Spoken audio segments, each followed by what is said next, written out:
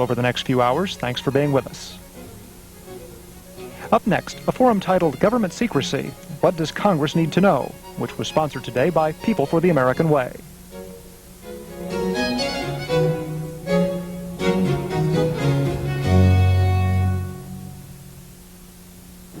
My name is Art Croft, and I am president of People for the American Way. We have a lot of work to do this morning, so I am only going to be here briefly. I only have one chore, and that's to make the first introduction.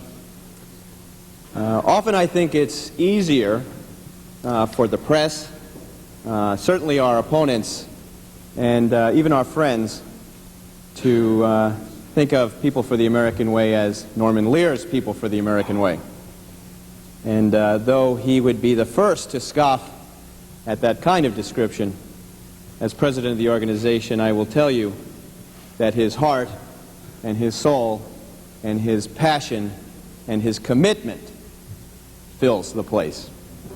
And it's a commitment that is so engaging and so contagious that Americans from all over the country, from every region of the country, every state, 270,000 of them, turn Norman Lear's idea into People for the American Way.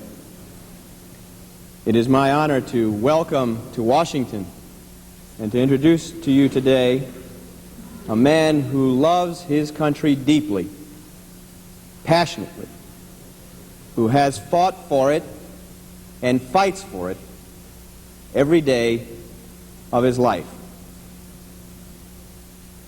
Why? Because it's his responsibility. He is a citizen. Ladies and gentlemen, please join me in welcoming Norman Lear.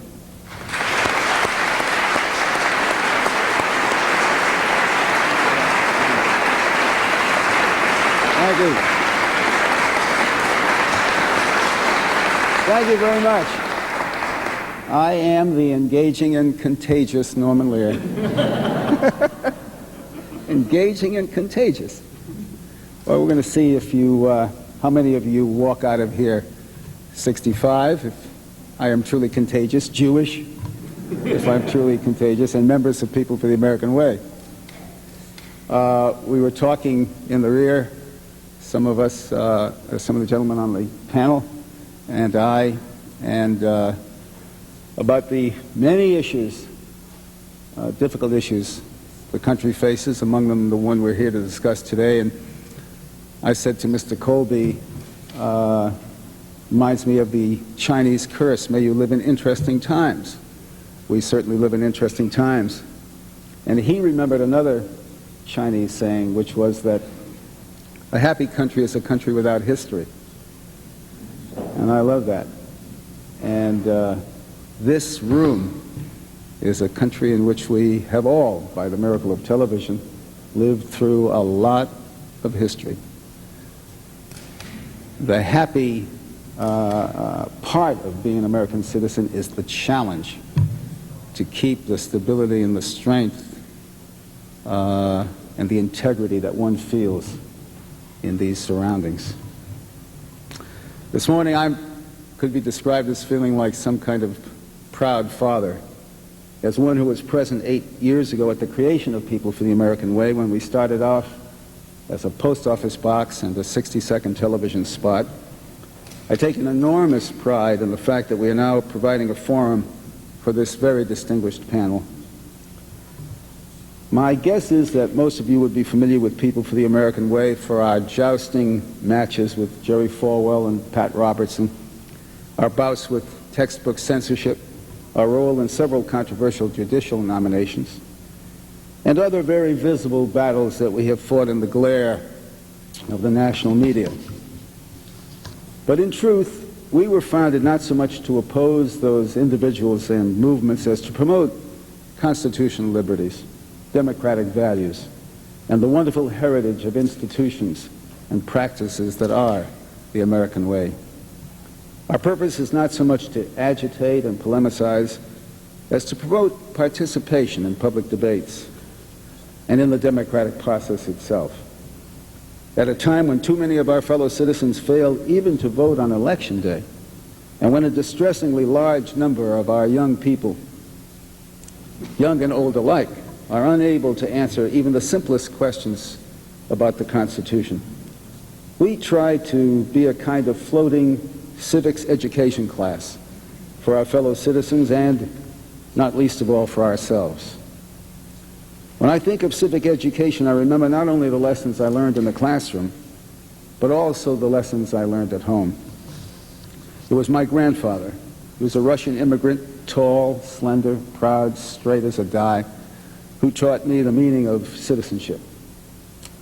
A number of you who heard me before know I love to talk about my grandfather, because he used to write all of his elected representatives, but especially his president.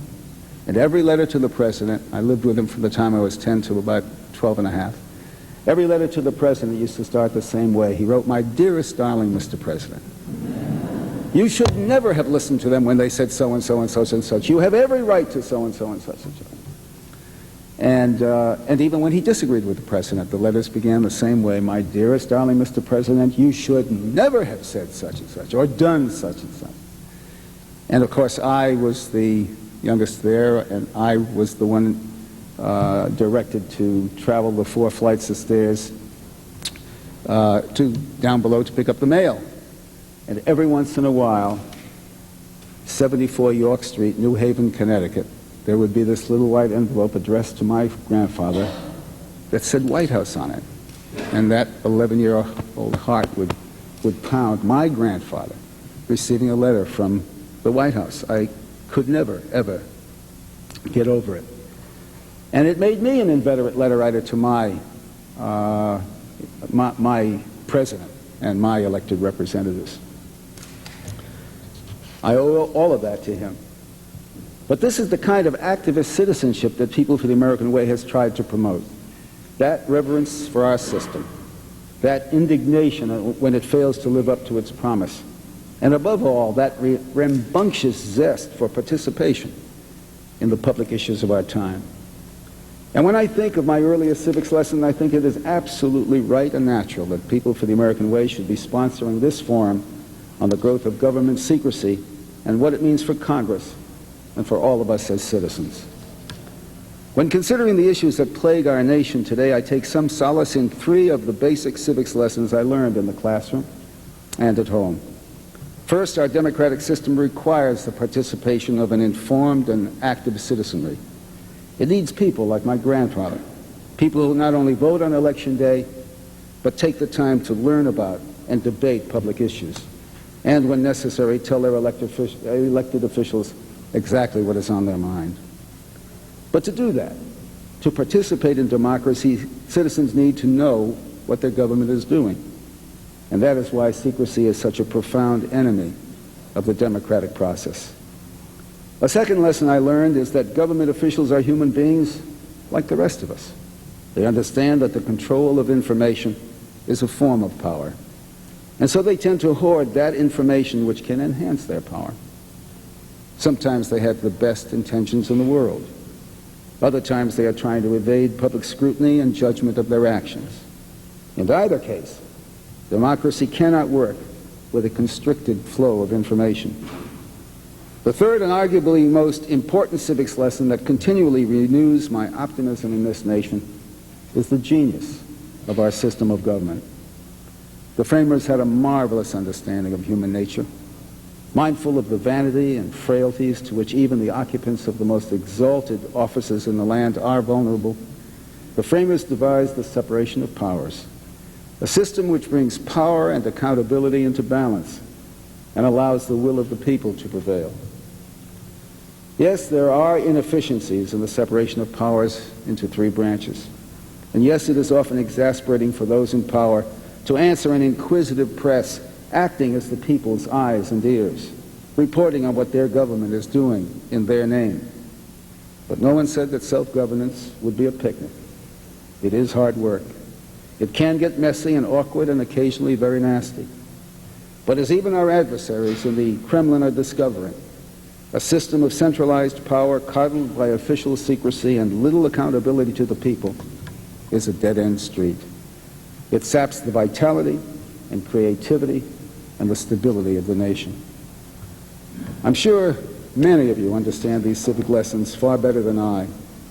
I repeat them only to explain why I, as a citizen, and the citizens' organization which I helped to found, are so concerned about the phenomenal growth of government secrecy in recent years.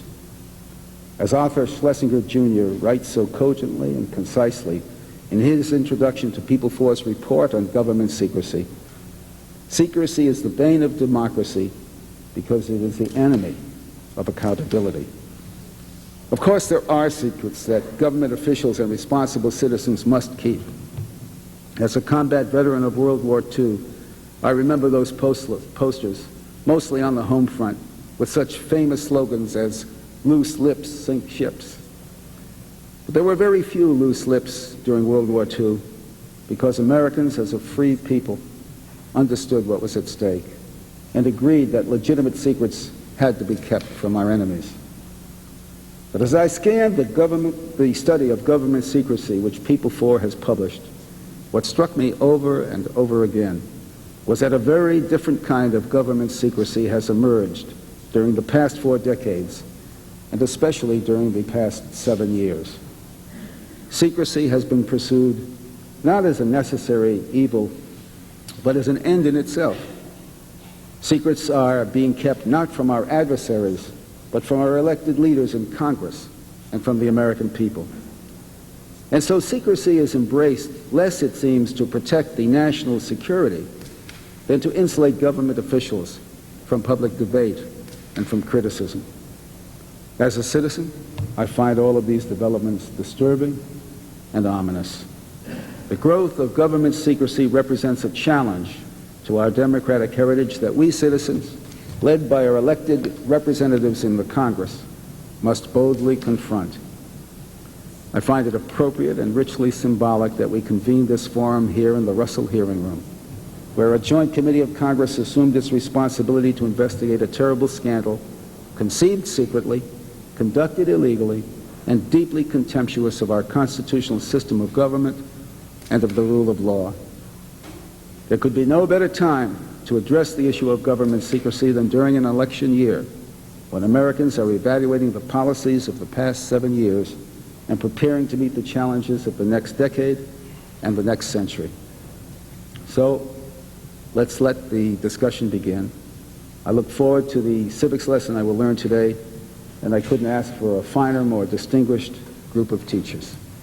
Thank you very much.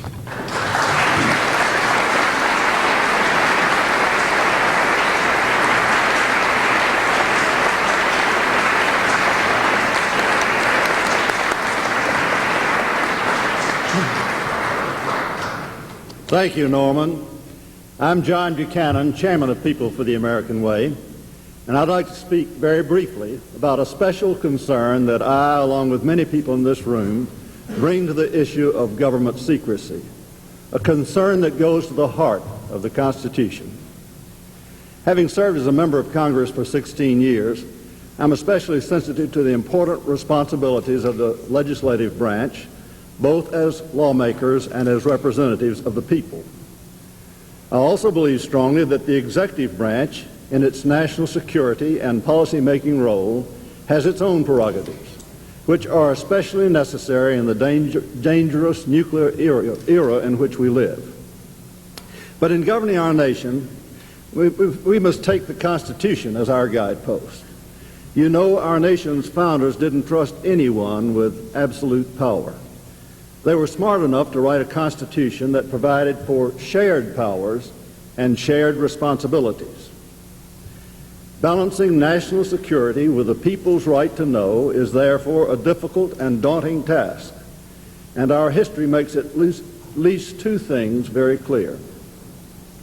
First, the necessary balance can only be achieved through a true partnership between the executive branch and the legislative branch. Second, whenever that partnership breaks down, the result is disaster. The Bay of Pigs, a Watergate, or an Iran Contra. I believe that in recent years, the partnership between the executive and legislative branches has been stretched to the breaking point. People For has been monitoring government secrecy closely for more than 2 years and recently published a major study of the issue. The study documents how secrecy has disrupted the partnership. The Pentagon's classified or black budget, kept secret even from most members of Congress, has grown from $5 billion in 1981 to an estimated $35 billion today. This means that more than 10% of the entire defense budget has been excluded from congressional oversight.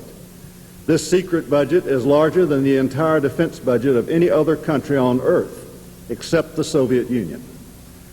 Reversing a 30-year trend, the annual volume of classified documents has increased dramatically, up by 66% between 1986 and 1987 alone. And even documents already released to the public have been reclassified. The administration has issued through the National Security Council at least 296 secret orders called National Security Decision Directives, or NSDDs, carrying the force of law. Many have been used to hide national security decision-making from Congress and the public, from Congress and the public in a wide range of areas, including the Iran Contra affair. I'm sure that some of our panelists may not agree that these examples illustrate a dangerous trend. In fact, I'd almost be disappointed if you all agreed with me.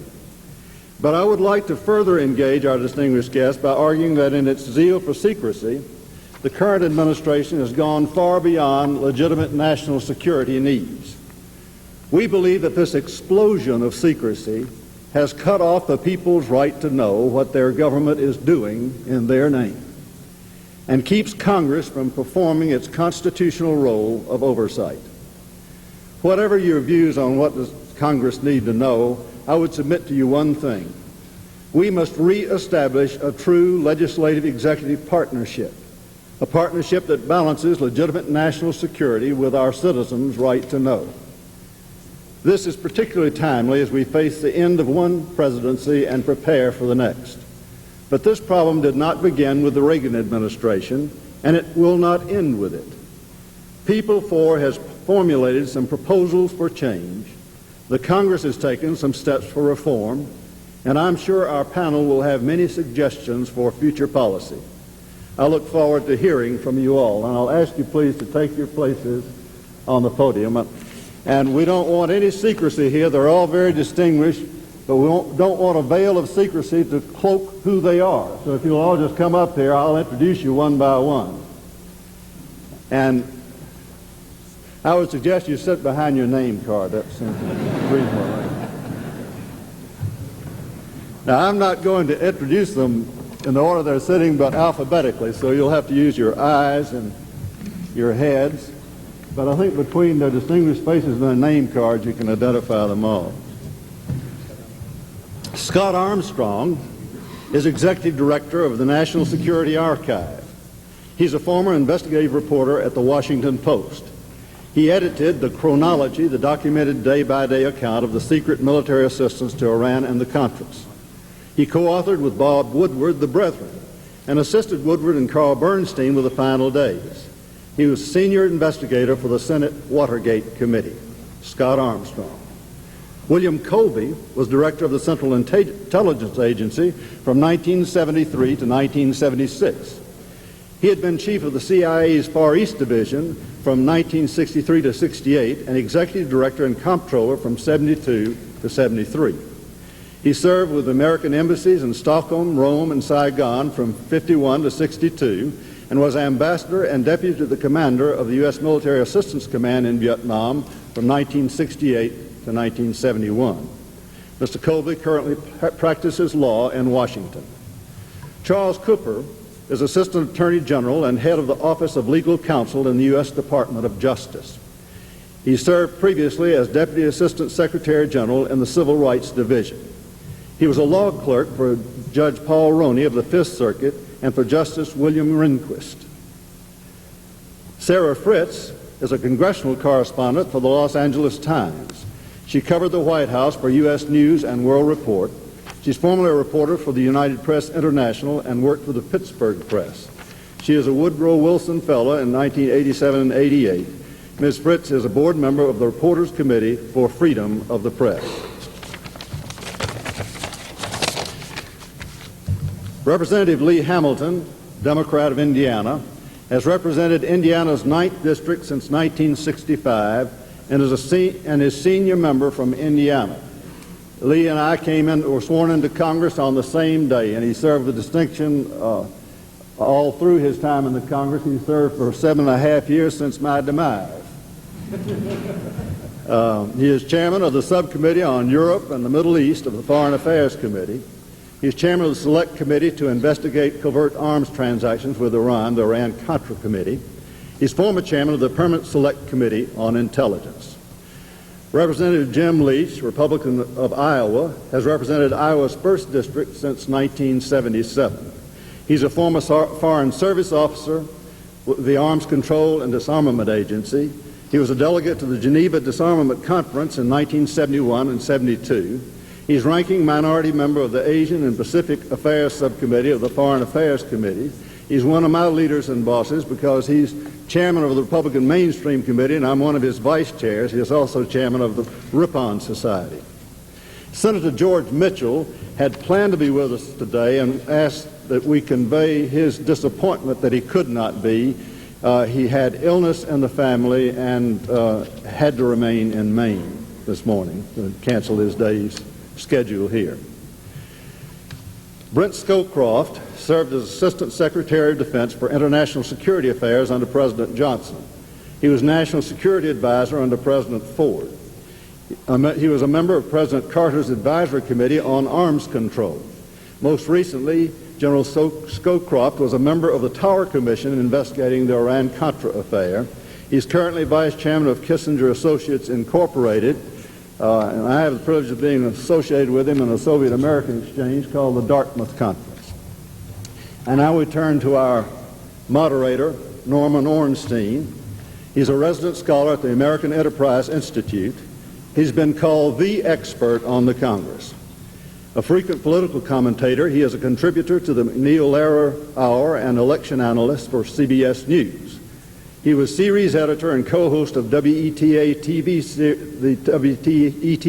TV series, Congress, We the People, and political editor for the public television series, The Lawmakers. He is currently a co-director of The People, Press, and Politics, a Times Mirror Company study of the American electorate. Mr. Chairman, we turn this meeting over to you with pleasure, and we'll hear you all with profit.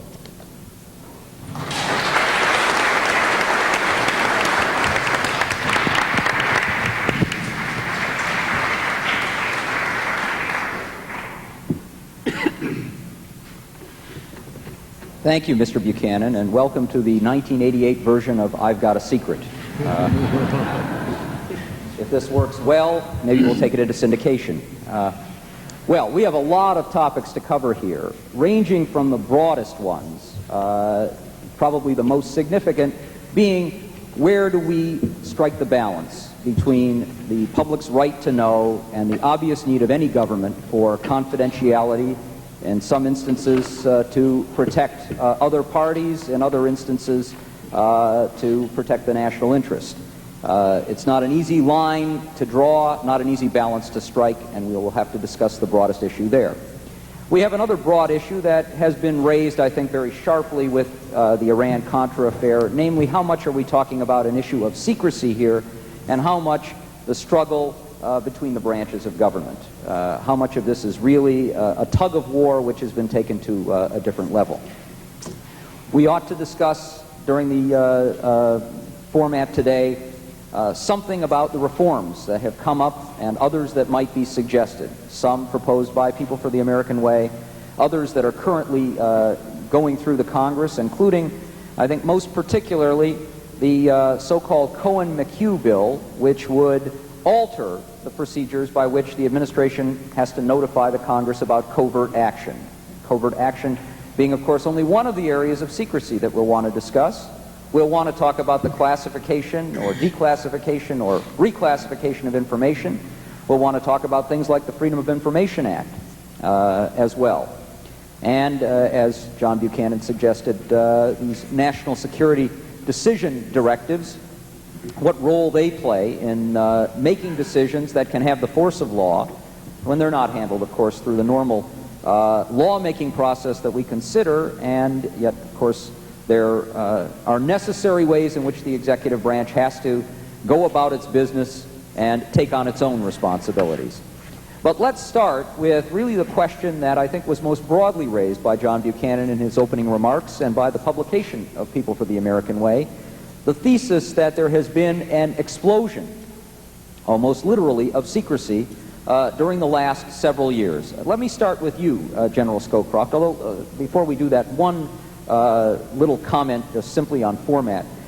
We have a lot of ground to cover in a relatively short period of time, and I will try and move us along to cover as much ground as we can, but I would hope that all of you as panelists would feel free to interject at any point and to take issue or to reaffirm something that another one of your panelists might have suggested.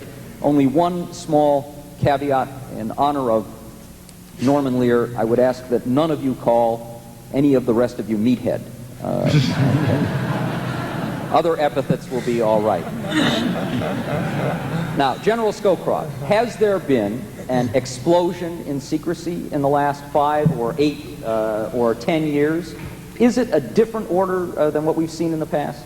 I think it is not. I think it stems from several things. It stems from the fact that this administration is one of the leakier ones itself in recent years, and therefore they have, trying to plug their own leaks, have turned to greater secrecy.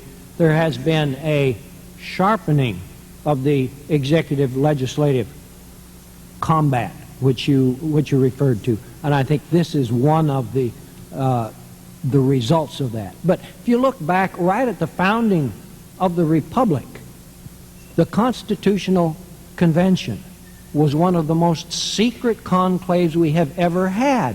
There were no minutes to it. The only thing we know about it are the notes that James Madison was allowed to keep. Nobody took documents in, nobody took documents out. What more could the American people need to know about than the discussions about the system of government in which they're about to live? So we shouldn't think that all of a sudden secrecy is this big evil thing and our forefathers were pure and open and above board and didn't believe in it.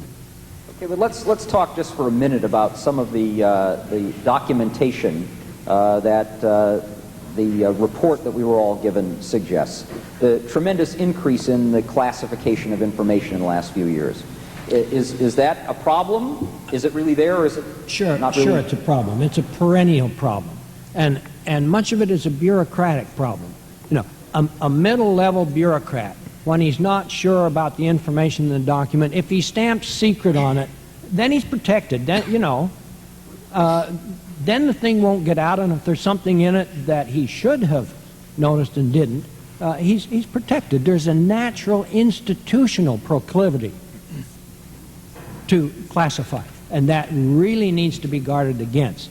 But the converse of that is, if you don't protect the kinds of things that need to be protected, if the government feels itself under siege, then the group of people that make decisions gets to be smaller and smaller and smaller, and pretty soon you start leaving people out that have a legitimate voice in the decision. They're left out because of the fear of leaks. So they're both sides. Okay, it's clear that we're going to be coming back over and over again to the attitudinal problem that clearly contributes to a lot of this. But I see Congressman Hamilton a little antsy in his chair. Let's address this question to you, Congressman Hamilton. Has there been an explosion? And in some ways you probably take a little bit of issue with what General Scowcroft said.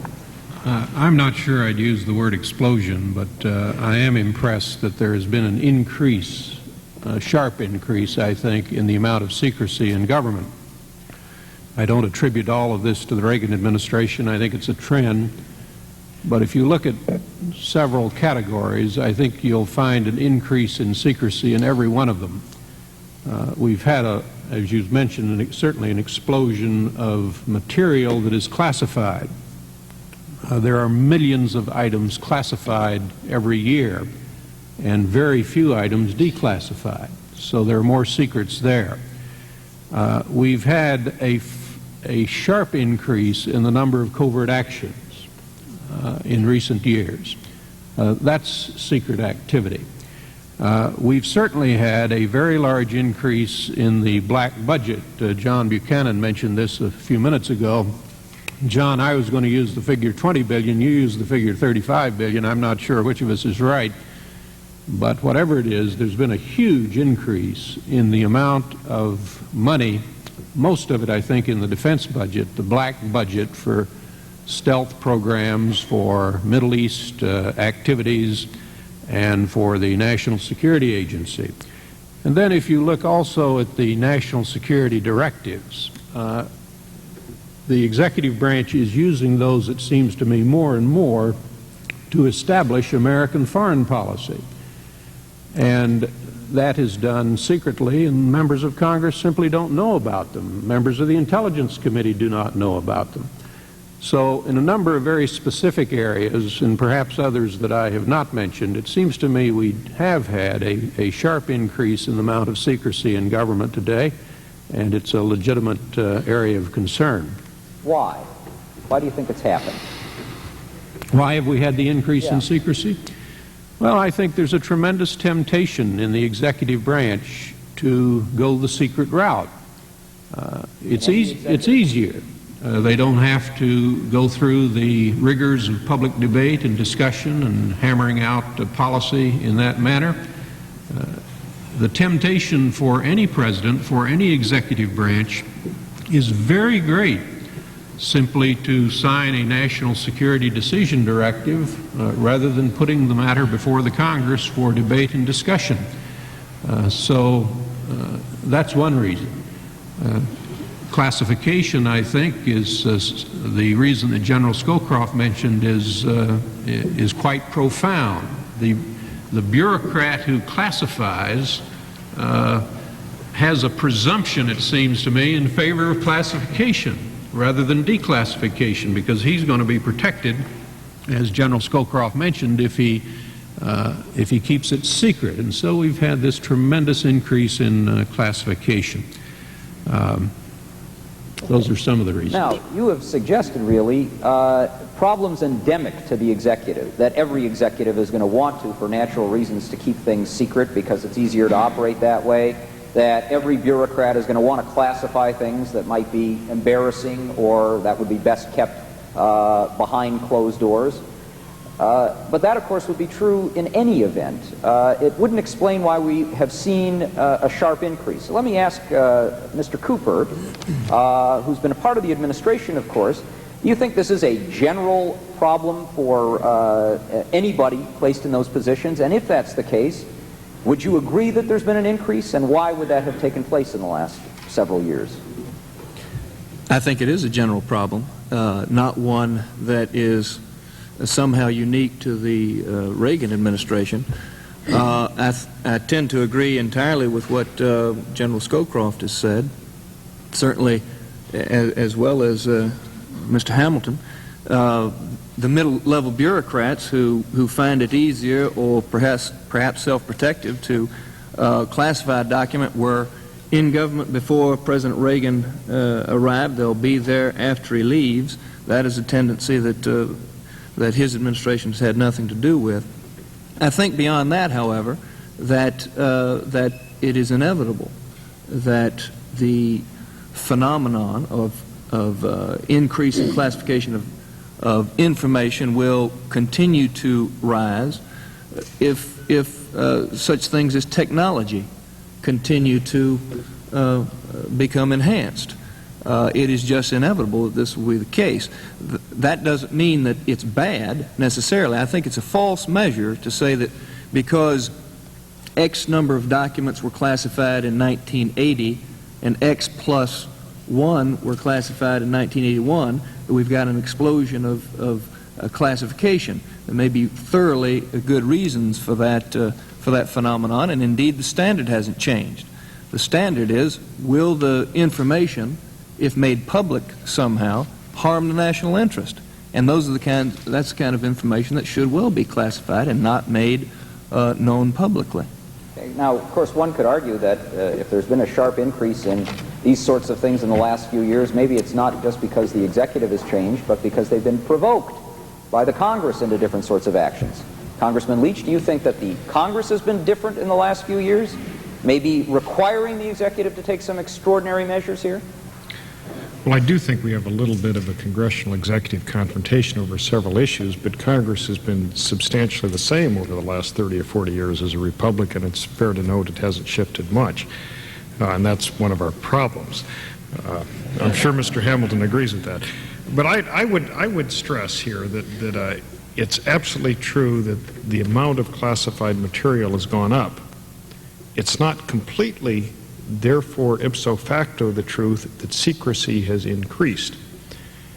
Because while secrecy may be the enemy of participatory democracy, the enemies of secrecy have gotten far stronger too. And the enemies of secrecy are a much more educated Congress and a spectacularly more educated fourth estate, the press and the academia and the private sector. And so sources of information outside the confines of the executive branch have multiplied, I would suspect, in far greater magnitude than have the securitized instruments within the executive branch, and that's a perspective I think we're all going to have to consider. And I would only raise one other thing that I think is an aspect of this issue that we ought to sense very seriously. There seems to be an objection to the increase in the number of National Security Council directives. But the fact of the matter is that these at least imply some consideration of policy, and it's better to have a carefully derived directive than it is to give someone some sort of loose authority. If you look at the Iran Contra issue, for example, we do have an executive congressional confrontation. We've got a question of law that all of us would recognize. On the other hand, it's not related to the directive. It appears because there wasn't a very careful directive in many circumstances that these problems got out of hand. Well, we'll certainly want to follow up on the issue of directives. So, Mr. Colby, I know you had something to say. After you deal with that, I would like to turn at least a little bit to the issue of covert action, since Congressman Hamilton brought it up, the increase in covert actions, and I wonder if you might simply address the issue of why. Does this have anything to do with the nature of foreign policy these days, too? Well, I think it's a little bizarre to be sitting here and complaining about the enormous growth in secrecy. I last saw a classified document in 1976 when I last left office, and I have not seen one since.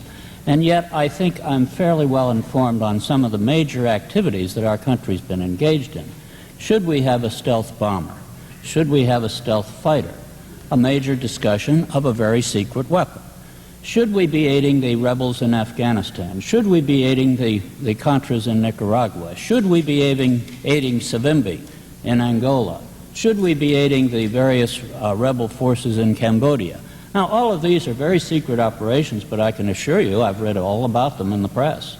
And I think you can apply that judgment to a lot of the other things, that there is a system here by which the main elements of a problem do have to be discussed with the Congress in order to get appropriations. The black budget doesn't come from nowhere. It comes from a vote by the Congress that a certain amount of money will be turned over without the normal kinds of controls on it. Now, that was a conscious decision by the Congress to turn that kind of money over for reasons that seemed to be compelling, that, yes, we didn't want the normal kinds of procurement actions and competitive bids and all the rest of it that we applied to unclassified material. So this is applied. Now, why is there more covert action? Because the Reagan administration made absolutely no secret of the fact that it believed that we should have a more activist foreign policy after the days of the 70s. I remember that I figured out at one point that something of half the CIA's budget in the 1950s was devoted to covert action, and that by the early 70s that had descended to about 4 or 5% of the CIA budget. Why? Because of Vietnam, because of policy direction, and so forth. Has it gone up in the Reagan administration? I'm sure it has. I can't tell you the numbers. I have no idea. But the Reagan administration made no secret of its activist role in these regards. When we achieved consensus, as we did on a very large contribution, again, I speak from public information, to the Afghan rebels, nobody raised any question. When we had a problem and dissension in our government about whether we should aid the Nicaraguan Contras, yes, we had a big national debate and a whole series of resolutions in the Congress to limit that. Now, this is the workings of a free society on secret matters. Okay, let me, we have two members of our panel who are a part of that explosion in sophistication on the outside, who have not been heard from yet. Let's hear from them a little bit first, and then we'll open up more broadly and come back to some of the broader issues that we've joined. Sarah Fritz, do you find, as a member of the press, that it's harder for you to get information now, that the secrecy is a problem? Is it a problem for the press? Is it a problem that perhaps has been exacerbated by having so many more bright, aggressive reporters out digging up information and having so many sources? Well, Norman, unlike the other people on this panel, I really don't see the explosion in secrecy as a kind of creeping bureaucratic problem. I think this administration, from its very outset, sent a strong signal that they were going to clamp down on information, and they've done it very effectively. The Reporters Committee for Freedom of the Press has documented something like 200 separate actions that they've taken to cut back on the kind of information that's available. They've tried to weaken the Freedom of Information Act by legislation, and failing that, they've done it administratively. They've sent all kinds of other signals. They've threatened to sue, the CIA, you'll recall, threatened to sue a number of major publications at one point. The invasion of Grenada was the first military action of its kind in our entire history that reporters could not cover. So from the point of view of the press, there has been an incredible increase in the kind of secrecy and that we meet up with when we try to cover government. And it has made us much more aggressive. There's no question about it. Do you find that aggressiveness pays off? Do you have difficulty getting sources who are willing to tell you things in the Congress or in the executive branch? Aggressiveness does pay off. Obviously, there are things that we don't find out. But as Mr. Scowcroft noted, this has probably also been about the leakiest administration that we've had, and so we've benefited from that to some extent. So to some degree, then, we have some checks and balances here that mitigate against the statutory problems. No, Scott. No, not at all. Leaks go with secrecy. Leaks can't exist without secrecy. And I think we have to go back to what we talk about when we talk about what government secrecy in the national security sphere is. Most of us in the public think in terms of confidential, secret, top secret information. We think there's a barrier, and on the other side of the barrier is the public and hostile intelligence agencies, and somewhere in the middle is the Congress, and so forth. In fact, the system looks much different. The system is a system that has compartments within the government in which information is kept from other government agencies, from other government actors. In the Pentagon alone, there are now 10,000 compartments within special access programs. Some of these are very properly, rightfully, for the need to know. They're very sensitive programs, undersea acoustical testing, certain things involving our arms systems, weapons development, and so forth. But more than often than not, the way the system works today is it's a manipulation of information.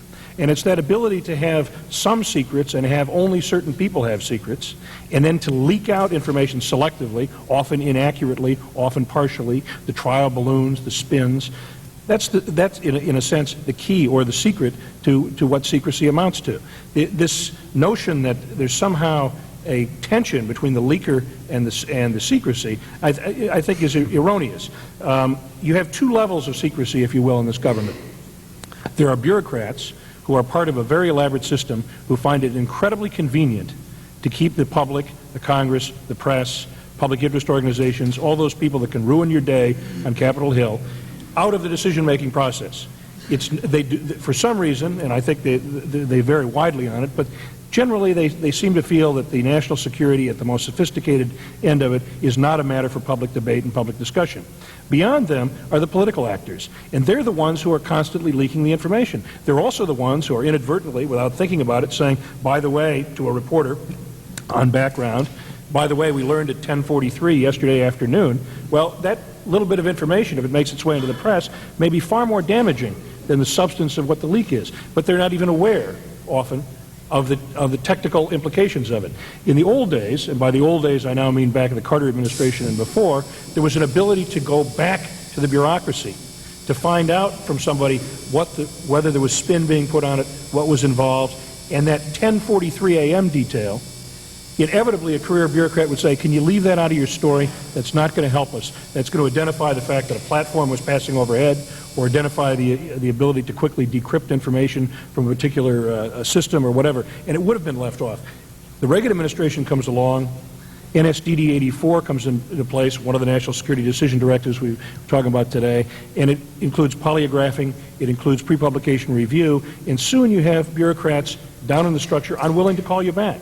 And so what you have at the top of the structure is a national security advisor who can leak his guts out, inappropriate and illegal under the law, by the way, with very rare exceptions, without any second guessing, without any ability to totally control the debate. Anybody want to respond to that? Yes, I think there's no doubt that there's some truth in what Scott says, but that's clearly the anguish cry of a reporter who can't get everything he wants to publish. You know, the problem of secrecy is a problem of government. And how do we run an effective government and still let the American people know the maximum amount, and especially the Congress, the maximum amount of what is going on so that they can make informed judgments? Bill Colby is absolutely right. There is very little in terms of national debate on which the American people are engaged that there is not adequate information to debate. Further, I would say there's no question that occasionally the executive branch uses leaks and so on, and they're probably leakier than the Congress is. But by and large, to tar everybody with this manipulative brush is wrong. Most of the executive branch people, most of the time, are dedicated to the national interest and to promoting the United States in the world. And I don't think we ought to forget that. Lastly, when a president does make a serious mistake, does not, for example, bring the Congress in and so on, a president can't run a policy over the long run that the Congress is not involved in. And I think the Iranian affair is one of the best examples of the price he paid. That price is inordinately higher than any other you could extract from the executive. It could have been fatal. We will certainly come back to that and to some of the reasons behind the secrecy there. Lee Hamilton and then Jim Leach. Norm, I wanted to pick up on a point that two have made, Bill Colby and Brent Scowcroft. Their point was that most matters come out into public debate, and I think that's true. And the illustrations they give were Nicaragua, aiding Savimbi, Afghanistan, and so forth. But what's interesting to me about those cases is not that they eventually came out into public discussion, but the manner in which the policy was started. The policy was started in secret. In each case, it is a major policy and a major foreign policy decision. Do you or do you not aid the Contras is an enormously important question, not just for Nicaragua, but for the U.S. position in Central America and Latin America. Do you or do you not aid Savimbi? Tremendously important question for U.S. policy in Africa, and so forth. When the policy was formulated, it was formulated in secret. It was presented to the Congress in secret, to the intelligence committees, and the information was very, very closely held for a very long period of time. Now, when you have operations of that size, you cannot keep them secret indefinitely, and we did not, and they emerge into the public debate. But the the terms of the debate have changed at that point. At that point, you're talking about a policy that is already in place, that has a lot of momentum behind it, that has fighters in the field, and the whole policy debate is a very different debate than when it originates, do you or do you not begin to aid the Contras. So I think it is true that these things do come out into the open in time, but the important point is that when policy is formulated, in these cases, the policy was formulated in secret. I think Lee has a fair point, but I would stress in this sensitivity between Congress and the executive that the executive always has a preemptive right in terms of executive action, and the executive's always going to exercise it. And if you look back on several of the issues he just raised, I think one of the great questions is, why didn't Congress have guts enough at an earlier time period to say no when it had the legal capacity so to do? And I would criticize Congress more severely than I would the executive in both of those scores. The only thing I would raise is also a little bit of perspective. This is not new. One of the great journalists of this century, the liberal I.F. Stone, was denied the right to go to the State Department to the daily briefings, even though Soviet correspondents were. And he later commented that he thought most of the information put forth by our government was probably pretty accurate, but information was of a specific nature, and the great failures of government were virtually always big picture.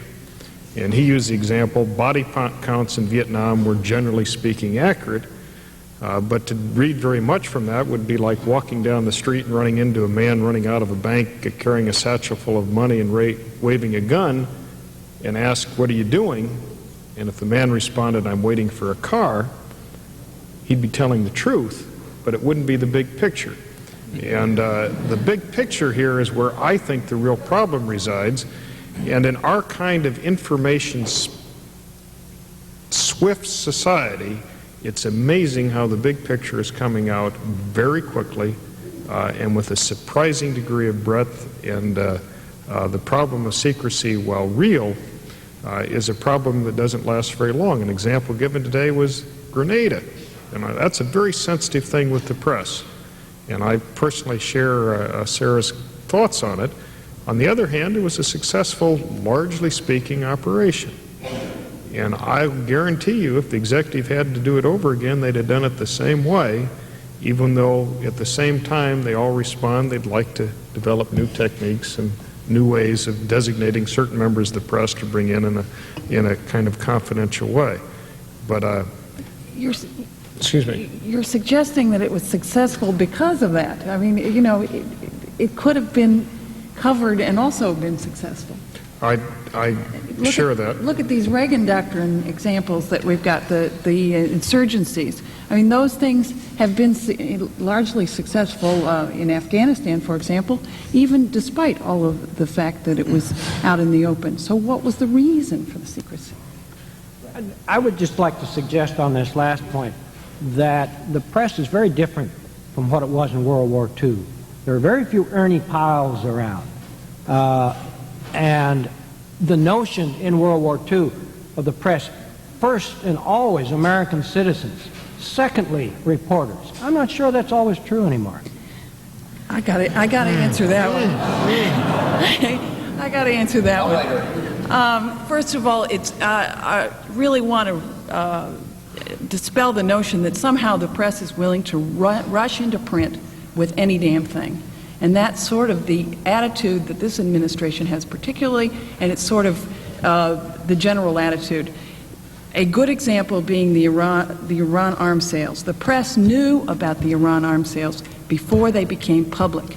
And our sources asked us not to print the story because they claimed that it would harm hostages' lives. And the story did not appear in American papers until it was published overseas, which I think is a pretty good example. Excuse me, I'd like to just comment briefly. That's not quite true. Jack Anderson printed it 6 months earlier, and you talk about a secrecy. One of the interesting aspects, it was not taken seriously, partly because Americans didn't provide the right perspective, including the press, to it, partly because he could not corroborate his source. And the reason he could not corroborate his source was the #1 person in the United States government. He got it in an interview with Ronald Wilson Reagan. Well, shame on him. It was at that moment that the information became unclassified, I guess. First of all, with respect to generalities, I don't think everybody in the press is something less than Ernie Powell, but by the same token, certainly not everybody in the press is. The same is true of the administration leakers, of which there are many, as Mr. Armstrong has pointed out. However, the bureaucracy is not airtight in terms of leaks, and leaks do emerge from the bureaucracy for no reason other than policy differences and an effort to have certain policies come out differently from the way it appears they're about to come out. And that is something that is not unique to this administration either. But the point I really want to address is one I think that was implied by Mr. Hamilton. It is that simply because these various operations in various areas of the world where we have supported certain insurgencies were begun in secrecy, we should recoil in horror from that fact. The point is, somebody made a decision, and presumably a decision in good faith and for reasons that at the moment appeared compelling, that the successful execution of a policy that advanced American national interests and national security, depended upon that policy being conducted covertly at that time. To be sure, it was not possible, and nobody, I am sure, assumed that it would be possible that the support or whatever else was involved could be maintained in confidence over the course of an extended period of time. But at least in its inception, that it was determined that the success of that policy, of its execution, depended upon secrecy. The same was true of at least the initial stages of Grenada, and that was indeed conducted successfully. Now, it might well be possible to say, well, it would have been just as successful otherwise. It is possible to say that, however, that it might well not be, and individuals made decisions, and I would suggest to you they were in good faith, to the effect that indeed the success of the mission could well be prejudiced by a breach of its operational security at the time. Do you want to respond to that? Well, only this observation. I certainly don't want to come across as a person who does not support covert actions. I do support covert actions. I think they're very frequently necessary, and I think they serve the national interest oftentimes. I am much more skeptical, however, about these very large-scale paramilitary actions. There are all kinds of covert actions. The ones that get the attention, of course, are the large-scale paramilitary. I personally have come to the conclusion that it's not possible to keep those secret very long. Furthermore, I guess I'd simply state the point that when a covert action becomes the core of your foreign policy, then I think it's a mistake to make foreign policy on the basis of a covert action. A covert action should complement, it should support American foreign policy, but it should not be the core of it. It should not be the essential feature of it, and that's the point. When you decide that you're going to aid the Contras in Nicaragua, or Mr. Zavimbi, or the guerrillas of the Mujahideen in Afghanistan, those are enormously important foreign policy decisions, and I think they deserve to go through the normal process and of developing American foreign policy, which admittedly is a messy process and not as tidy, not very precise, and requires a lot of debate and discussion back and forth. But the result will be, in most cases, I think, a foreign policy that is more likely to have the support of the Congress and the support of the American people, and therefore is a policy that is more sustainable in the long run than a policy which is formulated and developed in secret. Well, this is probably an appropriate time to turn more to covert action.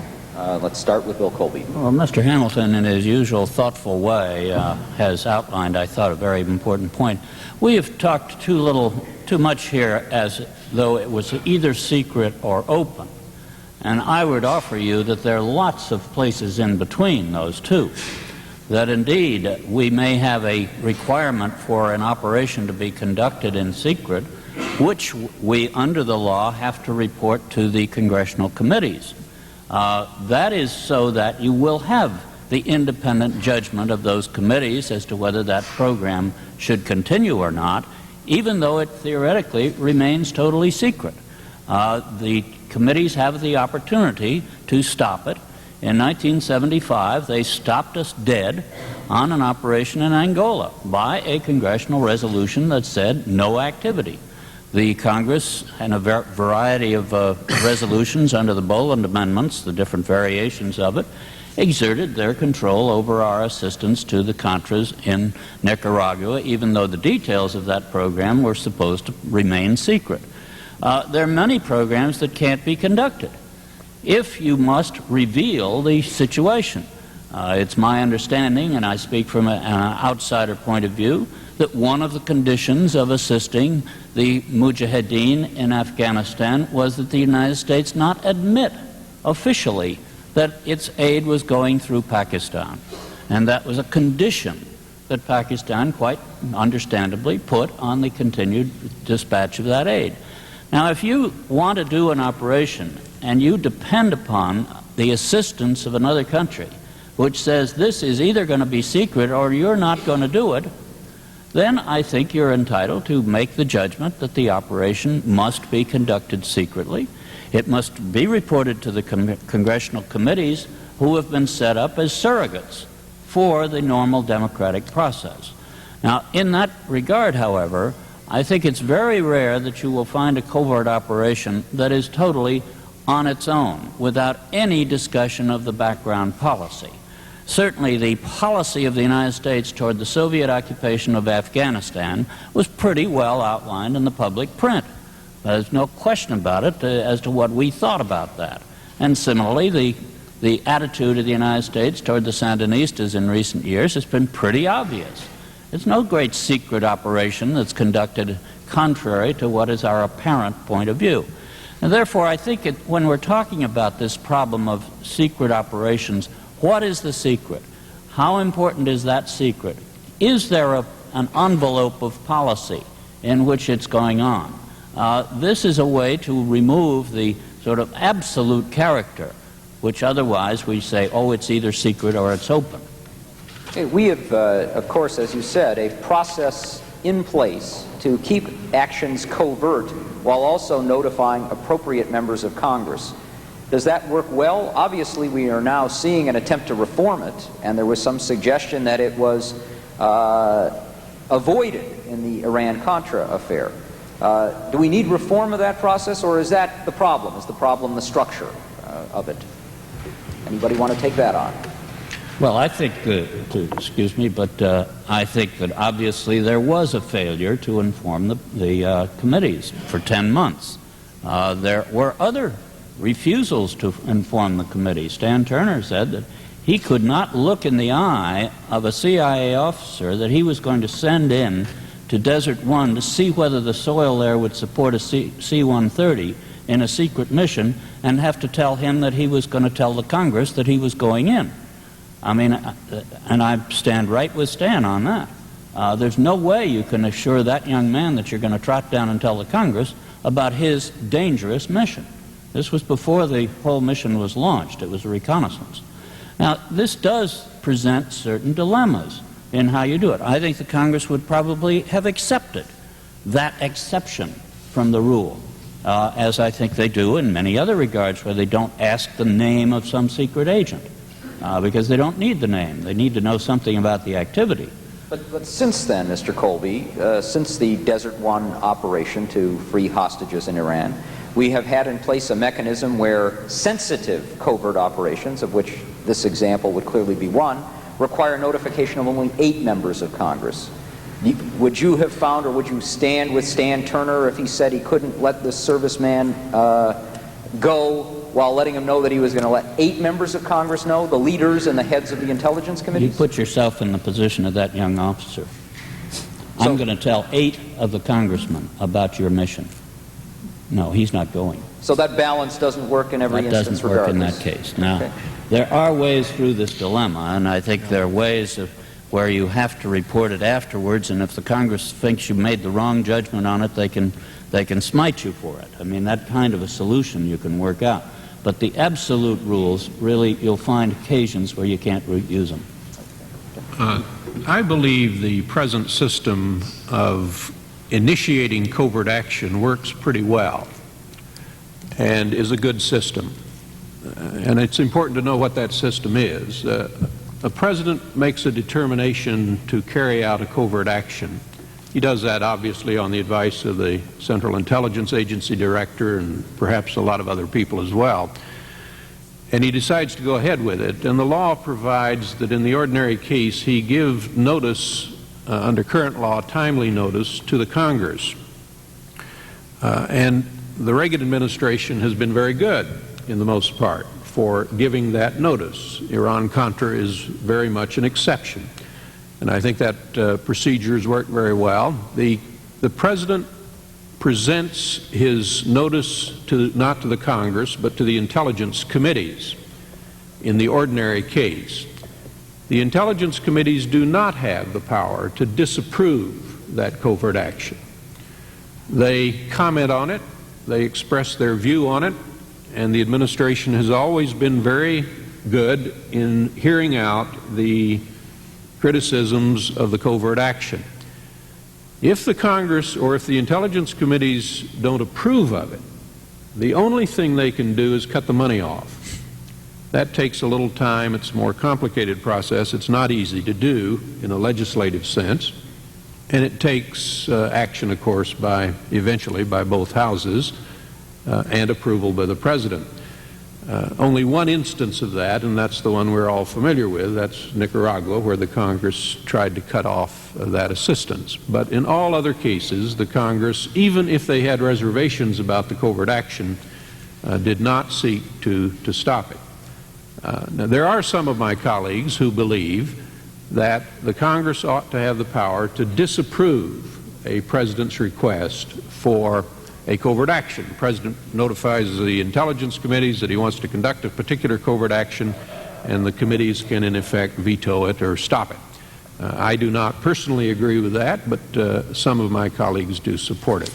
I think the system overall works pretty well, and we've had some instances where it broke down. I just want to follow up with you in a couple of ways. Having served as you did as chairman of the Intelligence Committee for a period of time, you obviously have long experience here.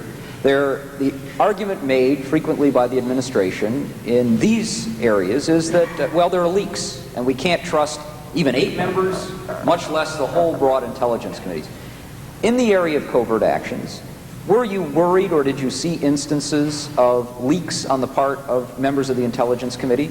And what do you think of the proposal now before the Congress to criminalize this process, in a sense, to really try to provide the ultimate sanction by bringing about criminal penalties for leaks of classified information from members and others? Well, I think the question of leaks is a difficult one, and I don't assume that all leaks come from the Congress. There are some very skillful bureaucrats over there who wait until the Congress is notified before they make the leak. Bill Casey used to say to me that he could never identify a single case of a leak from the House Intelligence Committee. I don't know that I'd go that far. We work very hard not to have leaks, and I could cite dozens of top secret instances to you today of the most highly classified nature where we were informed by the administration and no leaks occurred from the Congress or from the executive branch. But we have to work constantly at this question of leaks, and I don't blame any administration for having serious reservations about providing information to the Congress, because leaks do occur. I tend to think that the whole problem of leaks is exaggerated. and that when these leaks occur, they are not as damaging to the American national interest as we think. But I don't, by that comment, mean to suggest that the leak is not a serious problem that we have to keep our eye on, and we in the Congress have a responsibility to be trustworthy, if you would, when the administration provides information to us. I do not agree with the proposal to put criminal sanctions on a member of Congress who leaks. I think that's a little extreme. Let me tell you how that would work. I go into a secret briefing, and then I walk out of that briefing, and you've got all these television cameras out here. And most members of Congress, I think, work very hard not to spill the beans, as it were, not to give a leak, but sometimes you might inadvertently do so. The better practice, I think, is not to go before those television cameras when you come out of the briefing, but that's not always followed, I'm afraid. Now, suppose you inadvertently leak classified information. Are you going to throw that member of Congress in jail? That's what that proposal would do. It seems a little extreme to me. I'm not prepared to support that at this point. Okay, let me turn to General Scowcroft for a minute, who has a previous speaking engagement and will have to depart a little bit early. Let's follow up on this, and before you go, General, there's another question I wanted to ask you that seems to crop up over and over again as you read about this subject, namely the thesis that the Soviets and our other adversaries know all of this stuff anyhow, and that keeping this information secret is only keeping it secret from the people, not from the adversaries, and that these leaks, in fact, don't tell them anything that they don't know. Is there anything to that thesis? Well, it's nonsense as a general proposition. Certainly the Soviets have a very sophisticated and skillful intelligence apparatus, but they don't know everything that goes on. And just as in our own intelligence, confirmation of what you suspect from a number of your sources, confirmation officially, is worth an awful lot of intelligence effort. And that is really what pins it down. That enables you to judge the value of all your sources out here that have been telling you these sorts of things, and it allows you to evaluate it. So in that sense, it is very, very important. Certainly the Soviets know a lot of it, but no, it is not a correct All right, and then let me ask you one other question. The proposal now before the Congress to change or reform the system involving covert action is 48-hour notification, advance notification of any covert action. Obviously taken here in significant part, or proposed in significant part, because timely as a word was stretched beyond all recognition when it came to the Iran Contra affair. Is this an appropriate direction to go in? I think it is not, and I think it's clear to remember that we cannot prevent error in the executive branch without paralyzing the ability to act. Now, what difference would 48 hours have made in the Iranian case? Presumably the supposition is that the President, had he listened to the wisdom of the intelligence committees, would have said, oh my goodness, this is a terrible idea, I won't do it.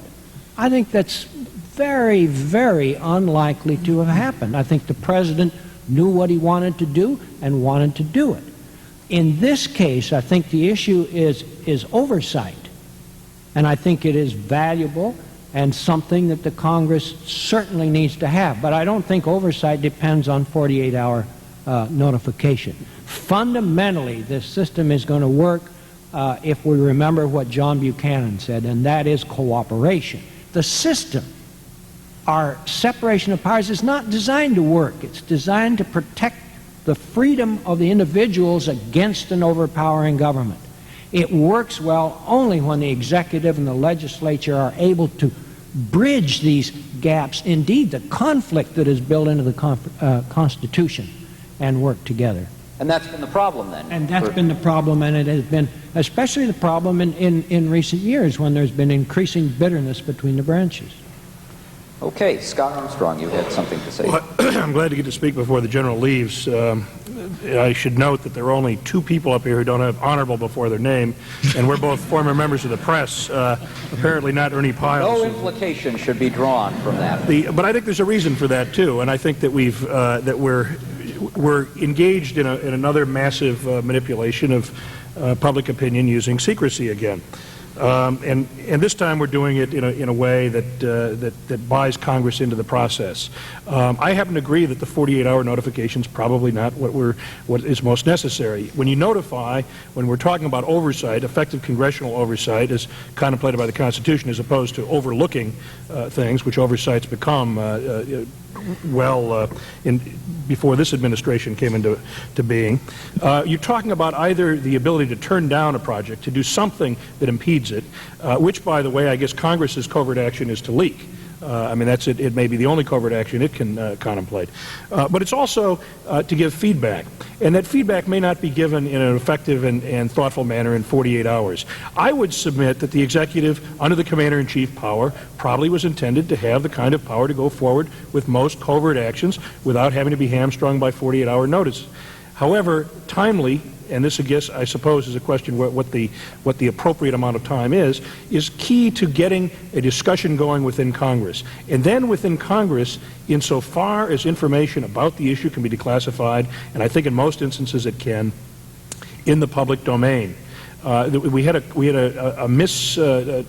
bad lesson in constitutional history today. The Founding Fathers had their Constitutional Convention in secret, and the proceedings were secret, but they also had trouble getting together enough votes to put together a constitution. And when those that finally saw a way to do it through separation of powers thought their way through it, they tried to come up with a system that would not go as bad as the Constitutional Convention had, that would not have those same conflicts. And they anticipated a system that would be open. And the role of Congress is largely to publish the proceedings of what's going on in government by oversight, to regulate the Army and the Navy. Those powers are Article I powers, to account for where those go. In the press, and we often stick behind the First Amendment press and free speech powers, but in fact our duties as members of the press come from the First Amendment, but as citizens. We are citizens first. And the other part of the First Amendment, which we've forgotten about, is that Congress shall pass no law which inhibits the citizens' ability to petition for redress of their grievances. How can you petition for redress of grievances when you don't know what they are? And that's the fundamental underlying premise on which that tension between Congress, the public, or the press, and the executive exists. And it's an appropriate tension. There needs to be cooperation in the sense of trust, but that doesn't necessarily mean that when you find something going beyond the parameters of trust, that it isn't time to blow the whistle, it isn't time to make it come out straightforwardly with it. Okay, some other time we will pursue the thesis that the Constitutional Convention would have gone better had it been open. But that's for another day. Sarah? Yeah, well, I just want to add that I spent the first 4 years of the Reagan administration covering the White House and the second 4 covering the Congress. And I can tell you from personal experience that you get a lot more leaks from the White House than you do from the Congress. And in large part because of what Scott was saying, there are about 3 reasons why people leak. A, to sort of try out a policy. B, to scuttle a policy. And C, to brag that you're part of the policy. And Congress only has one of those reasons. And that's if they want to scuttle it. And so you have people with a lot more reason to leak in the White House. It's true.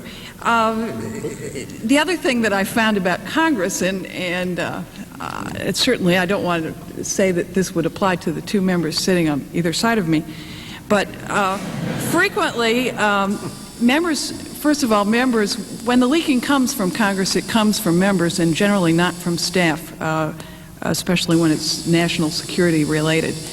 And quite often, the members are not familiar with what the staff has been told.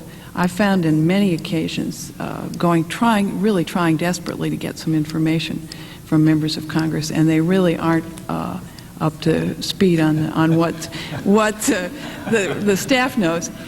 Also, I might add that I've gotten some terrible misinformation from members of Congress who really didn't, because they're so busy, didn't really take time to sit down and look at the things that they'd been told. Do you find then that more leaks from the Congress come from the staff than from the members? And No. It's mostly from members, in my experience. Now, I don't know, maybe my experience is unusual, but I usually find from members more.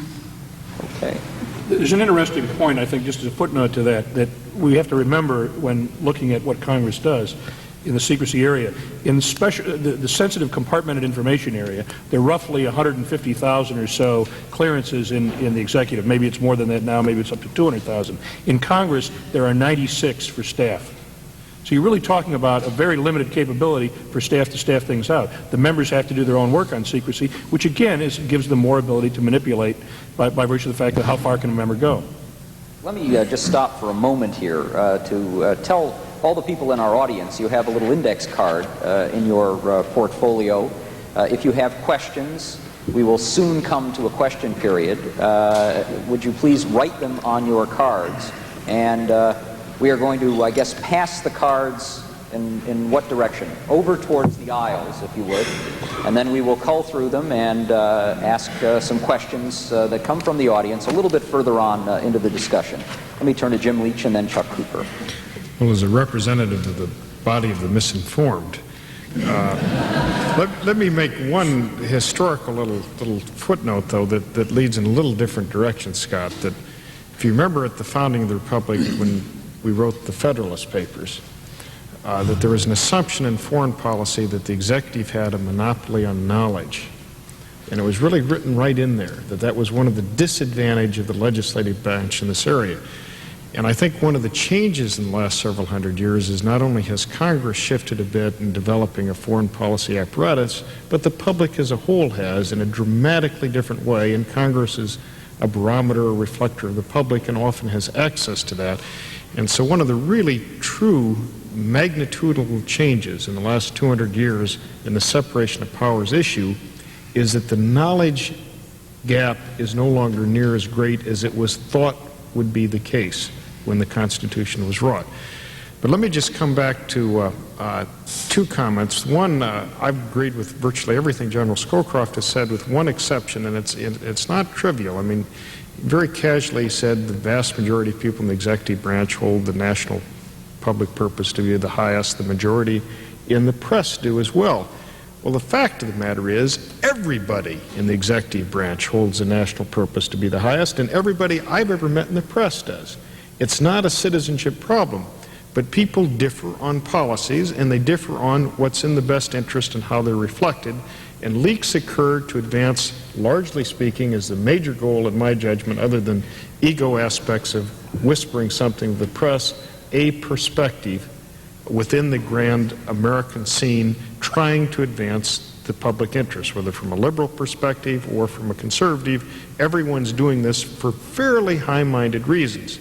The executive hates it, Congress sometimes hates it, but the high-mindedness is never there, is never a real issue. Finally, in this regard, you got three P's. You got people, you got policies, you got procedures. On the leak problem, I certainly agree with Congressman Hamilton. Procedurally, there may be nuanceful changes that should be made, but procedures aren't the great difficulty. The problem are people and policies.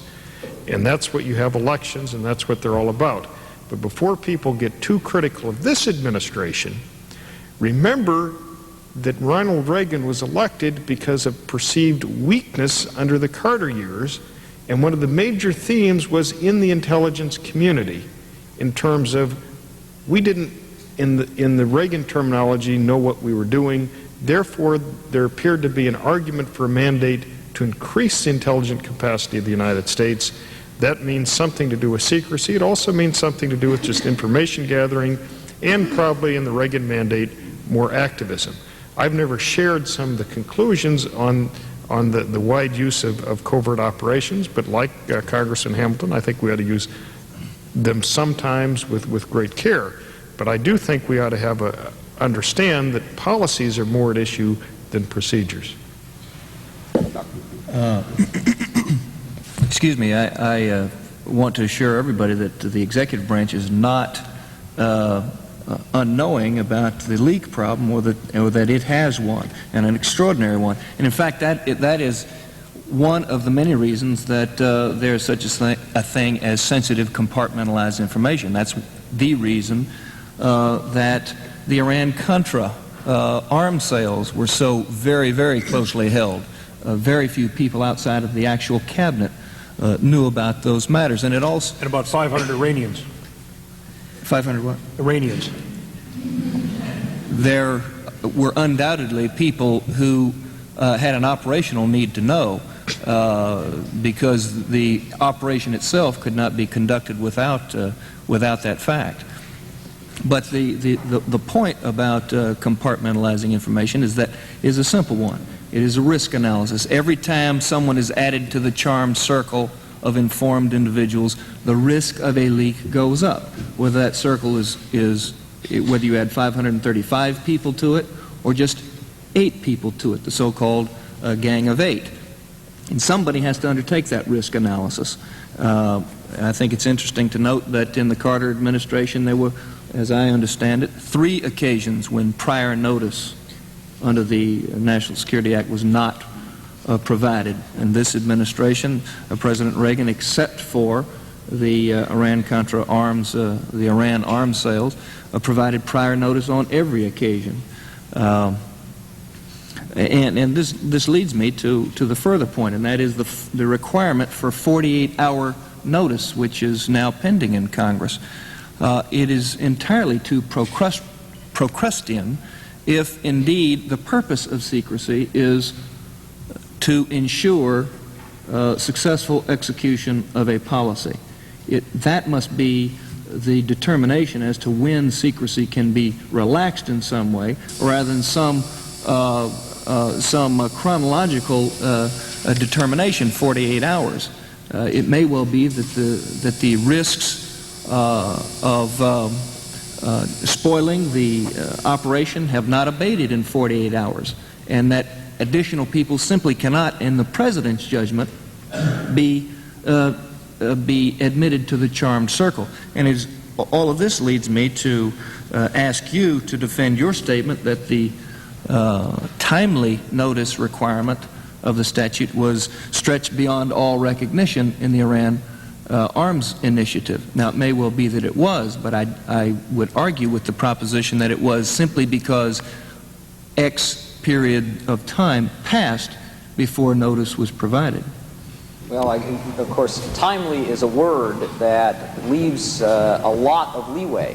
The question is how much leeway, and what did Congress really suggest when it wrote into the Intelligence Act timely notification?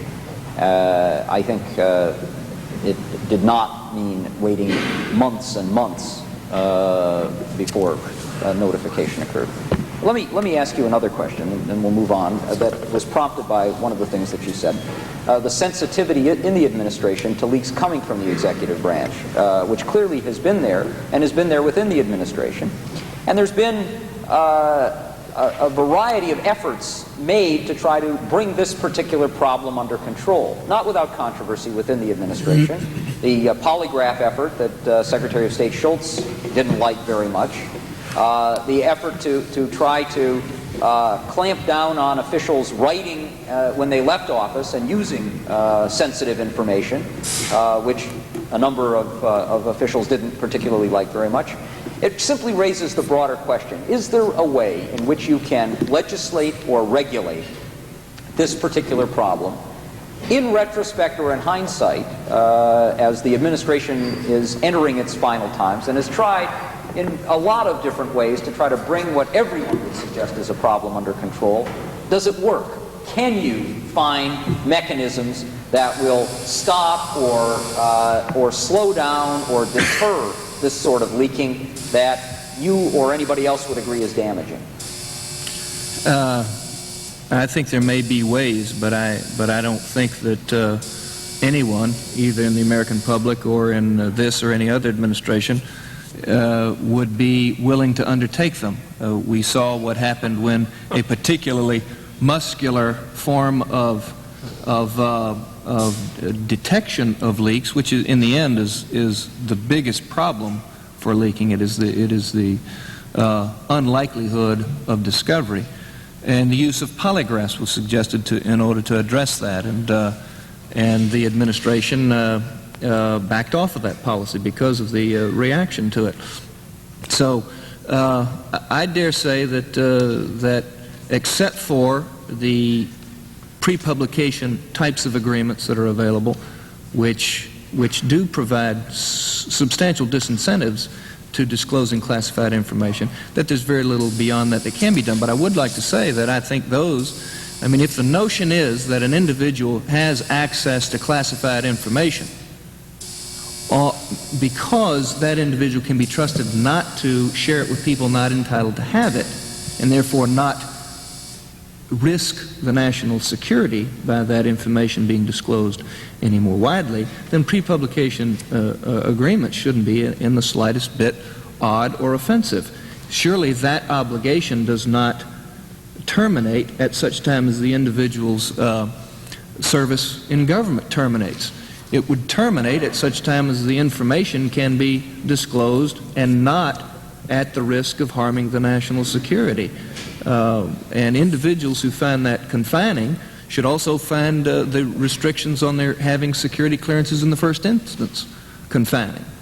We have a limited amount of time, very little before we turn to questions. I'd like to ask each of our panelists if they have anything to add, and in particular, focus on what ought to be changed. We have turned a bit to the subject of reform here. It doesn't have to be in the form of formal reforms, but if you have any suggestions, now would be the time to raise them, and then we'll turn to some of the questions that have come from the audience. Let's go in order. Maybe we'll turn to Scott Armstrong first. Well, first of all, and I think it's responsive to Chuck's point about what the how you can stop leaks. The first thing to do is to get rid of 85% of what's controlled inside the information control system that doesn't need to be there. General Stilwell, in his more candid moments, will put a figure roughly in that magnitude of what could be declassified tomorrow with no damage to the national security. You get rid of that 85%, people will respect the reasons why you need to control the other 15%, and then an SCI agreement will begin to mean something. And if you don't believe that, I'll give you this example. When's the last time you found out who a reporter on one of these major leaks, who his source was? Reporters understand secrecy. Reporters can keep secrets. Editors can keep secrets. Newsrooms can keep secrets. Why? Because they respect the process. They're not infallible, but they do a lot better job of it than the intelligence community does. Before you continue, Scott, let me just ask Mr. Colby, do you agree with that? 85% of what is classified could be declassified and it wouldn't cause any problem? No, I certainly don't believe it. I agree with that figure. One of the problems here is a very practical thing. Something can be a very great secret today and be publicly announced tomorrow, but all the documents today have stamps on them that say secret. Are you going to go back on all those documents and cancel the stamps? You can have an army of people to do that. That's the problem with it. We've compromised by subjecting it to freedom of information. Then we discovered that we had all these demands. Would CIA please report all of its secret operations against the Soviet Union?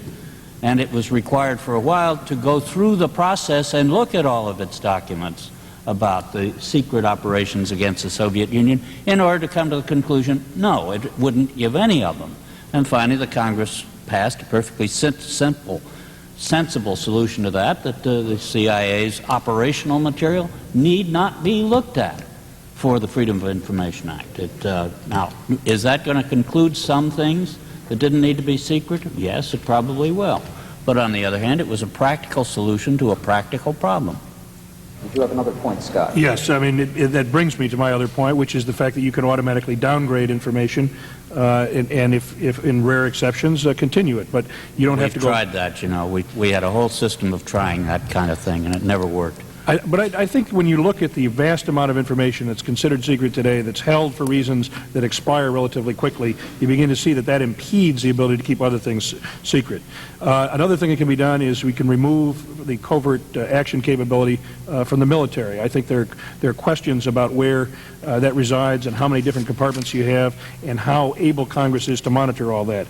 And lastly, I think, although I would be loath in general to suggest that Congress needs more staff, when it comes to the intelligence area, when it comes to sophisticated national security areas, I would submit that Congress is understaffed. They need to have better staff integration. I don't think you need to consolidate committees, but you may want to consolidate staffs. But we're talking about, again, a relative few dozen people that monitor virtually everything in the national security area on behalf of Congress. That's just not enough. Congressman Hamilton. I think the question is what kind of recommendations I'd suggest. I have a number in mind. I'll just tick them off very quickly. The most important thing, of course, is just to obey the law, respect the law that we already have in place.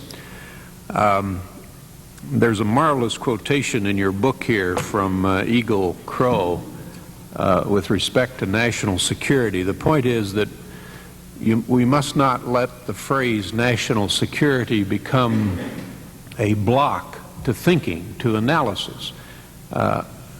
Oftentimes, the mere mention of the word national security blocks any analysis or debate on a question, and we assume that something that is put forward for national security purposes is therefore good and valid, and those who oppose it are somehow unpatriotic and suspect. And I think we have to get away from that frame of mind.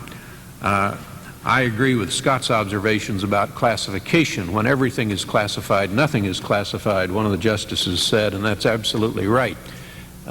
We need to enforce the right to know principle. That was the problem in the Pollard case that you may recall. He had a security clearance, but he had access to all kinds of things that had nothing to do with the area that he was working in. The mere fact that the person has a top secret clearance should not necessarily let that person into all types of classified information, but only information that is needed to know. We clearly have to give a lot more attention to the black budget. The problem on the black budget is that it has fallen between the cracks. The Armed Services Committee thinks the Intelligence Committee is dealing with it, the Intelligence Committee thinks the Armed Services Committee is dealing with it, and in effect, no rigorous oversight has been given to that black budget, or at least insufficient oversight. We've talked a lot about covert actions. I think only modest changes need be made there. I want to see us all the time focusing on the question how we make government more accountable and how we make it more responsive. And if you focus on those questions, the presumption ought to be in favor of the right to know. But that's a presumption that is rebuttable, as the lawyers would say, and in certain cases would not apply. To expedite matters, and so we can get as quickly as possible to questions, let me just ask the rest of the panelists if they have any particular suggestions to make, and we can make them quickly, and then we'll move along, rather than let you all go in order. Sarah, do you have I'll be just real quick. My concern is that the things that this administration has put in place become the level from which we move into the next administration. I'd like to see some declaration on the side of both the new administration and the Congress that we've gone too far here. Truce. And that we begin to cooperatively begin to sort of dismantle some of this stuff that was a part of the war between the Congress and the Reagan administration. Let me just quickly say that I share Congressman Hamilton's concerns, but most importantly, secrecy is not the most important issue. The problem here is sensitivity to law.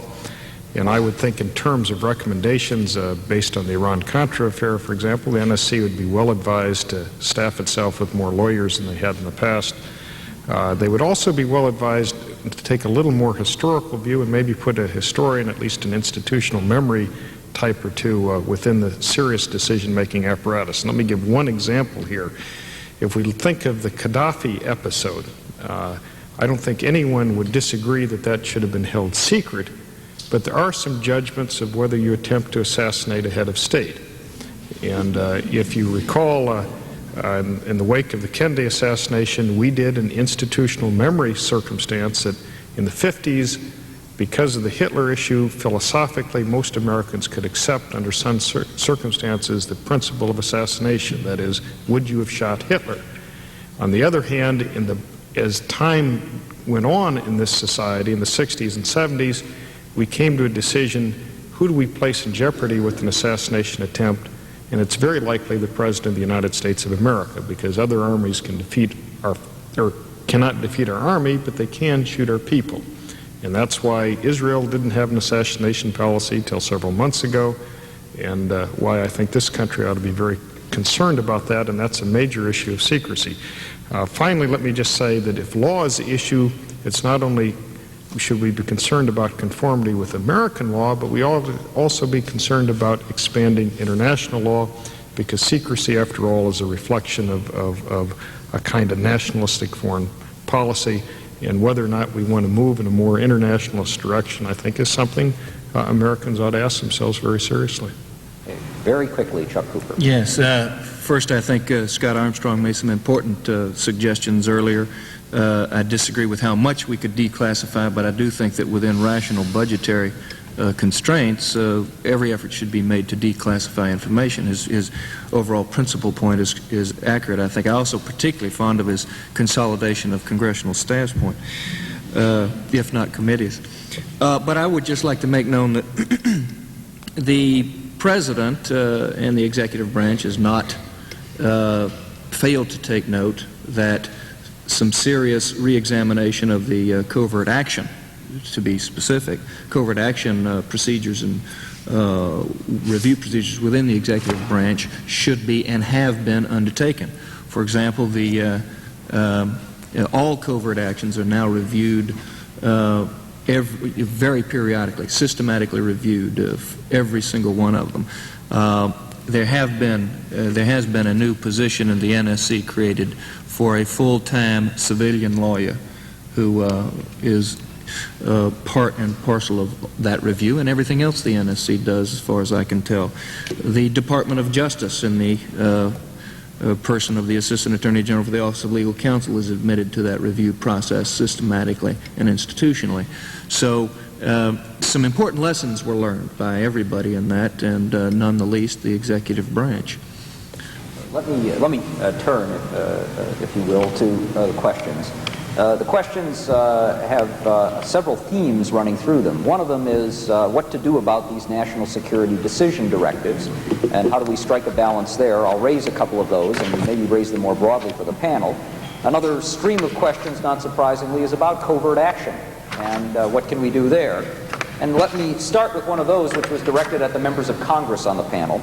It was is that the Congress has to be much more rigorous in its oversight when these covert actions are presented to it. Now, if you take the position that all covert actions are bad, or most of them are bad, then you'd want to restructure the law. You might even there are people who want to do away with all covert actions, not have any covert actions. I've expressed my view, and I think it's clearly the majority view in the Congress, that covert actions are important at times, and that the President ought to have that power. But if you're going to get better control of these, there's only one way to do it, and that is for the Congress to exercise its oversight power more vigorously. What happens in a covert action, I believe, is that the bureaucracy tilts in the direction that the President favors. Now, I'm not critical of that. The bureaucracy should tilt in the direction that the President favors because he's the leader of the executive branch. But there are very few people in the executive branch who will walk into the cabinet room and say to the President of the United States, with regard to a particular policy, Mr. President, I think this policy is crazy. I just think you're all wet here.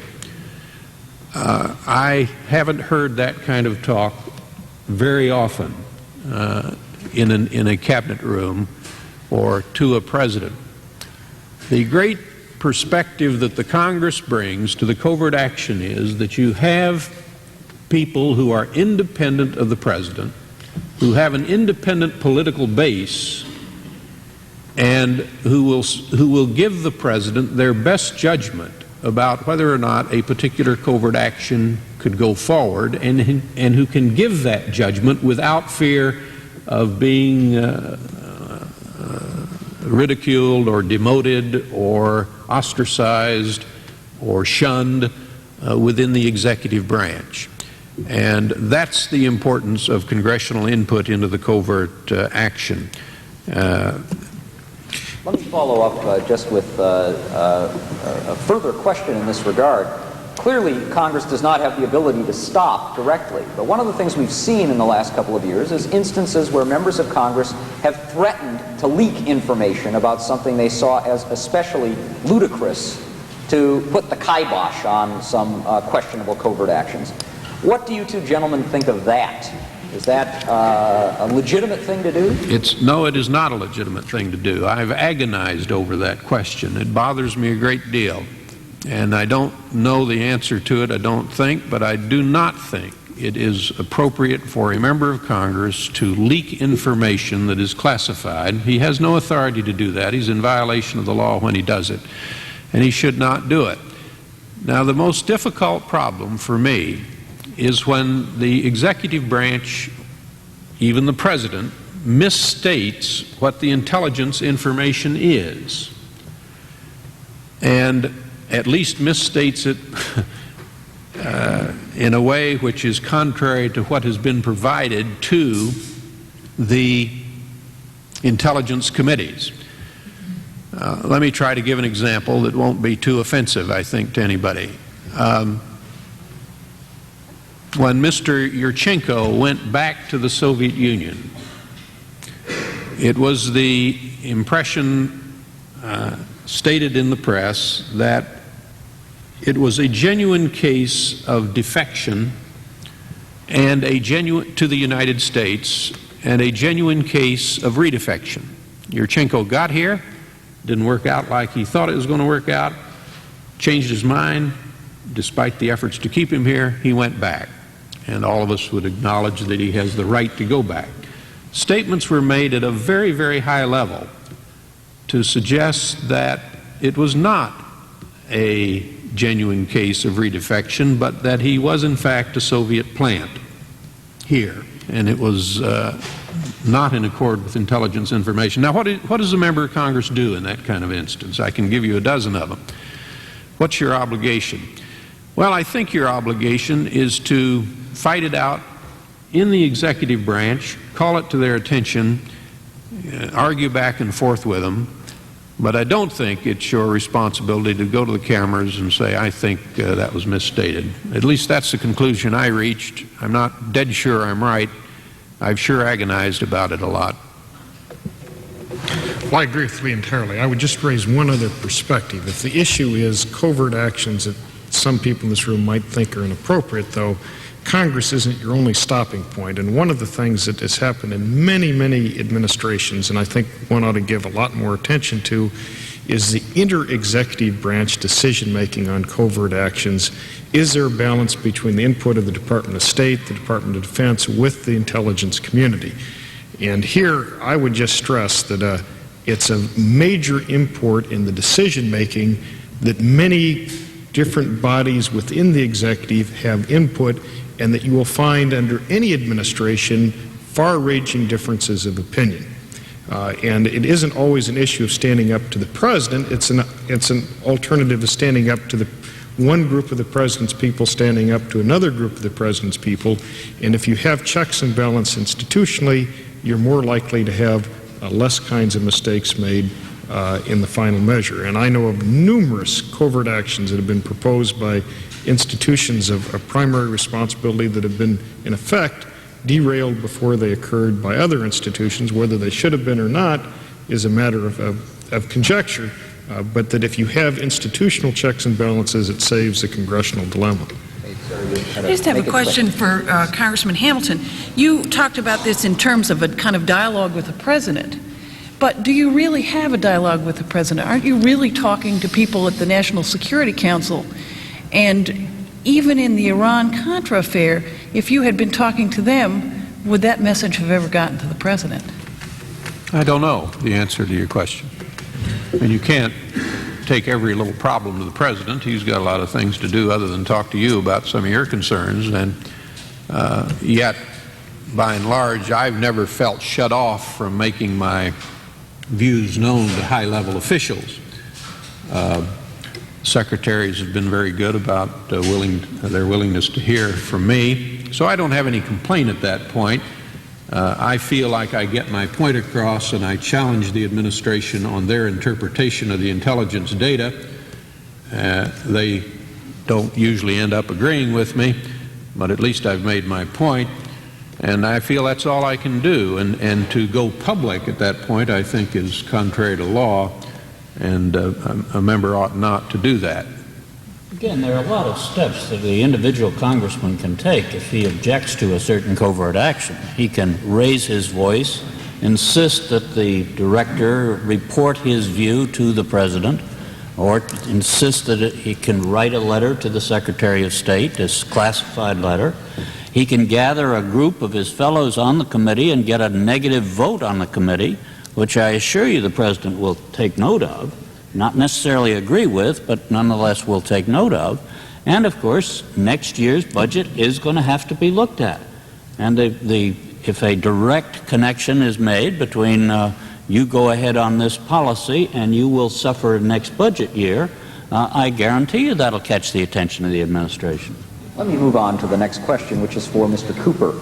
Isn't the Iran Contra affair the case that proves the viability of congressional oversight of intelligence, since this embarrassing event would never have been allowed to occur had the Congress been properly informed?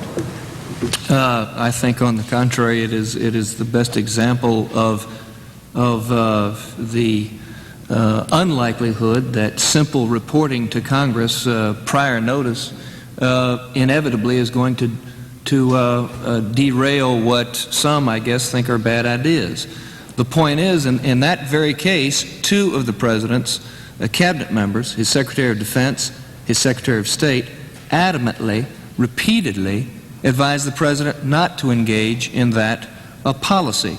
We have seen hours of testimony describing those confidential communications to the president. It seems to me to be far-fetched that in the face of the president's decision, notwithstanding the advice of his closest cabinet members, to go forward with that initiative, that the negative reaction of the Gang of Eight would have somehow changed his mind. It's just not at all clear that it would have changed his mind. The president was compelled for reasons that he determined were good and sufficient and indeed compelling. And one thing we have to keep in mind is that's why we elect presidents. This debate can't take place without some recognition of the constitutional backdrop. There are certainly covert actions involving powers that are delegated under the Constitution to Congress, and that Congress can therefore tell the president plain and simple no. A covert action involving arms sales, for example, would involve the president's, the Congress's authority over international commerce. They can say no. But a covert action that doesn't involve some such delegated power to Congress, for example, a covert action that just involves rescuing hostages, the Congress cannot say no. The Constitution invests in the president the unilateral, irreducible authority to engage in that covert operation. And indeed, that's why we elect presidents, to make those kinds of very difficult decisions. In the end, we have another chance every 4 years if the aftermath of it is unacceptable or if it was an unwise policy. But presidents have to make those difficult decisions. They should do so with all the advice and counsel from reasonable and responsible individuals, including the Gang of Eight and the intelligence committees, if that is consistent in the president's judgment with operational security. But you know, we have a president, and that's one of the things he has to do. We have a number of questions that have been asked about these national security decision directives, memos signed by the president that have the force of policy. Let me combine them into one question and see if somebody wants to take it, and then we'll turn directly to the audience and see if we have a question or two before we wrap up. Is this wise, is the basic thrust of many of these questions? Is this the way in which we are in fact making foreign policy? And if it is, and if it is increasingly so, should Congress have some role here, at least in seeing them or in commenting on them before they actually take effect? Who would like to take that on?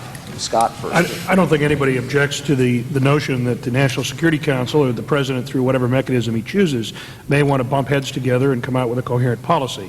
I don't think that's the concern. I think what we've seen is an attempt to create in the National Security Council a kind of unique institution that's protected by the President's executive privilege, by his confidentiality, and yet has the size and ability and functions of an agency. And I think that's where the problem comes in with these national security decision directives, that we've got an agency that's playing that has no accountability. There's no oversight. And as a result of no oversight, there's no ability to inform the public. The National Security Council, as a matter of practice, generally doesn't respond to the Freedom of Information Act. It declared large classes of records to be unavailable under the Freedom of Information Act because they were the personal property of whoever office they were in. Everything in Oliver North's office was not considered to be a National Security Council record until after the committees requested them and began to secure them. Up to that point, they were his personal papers. I think that's the kind of concern you have about an agency that's created with no accountability to the Congress or to the American people. Does Congress have more access to these things? Norm, let me just point out what happens here. I've been in hearings when a cabinet member will make reference to a national security decision directive as the basis of policy.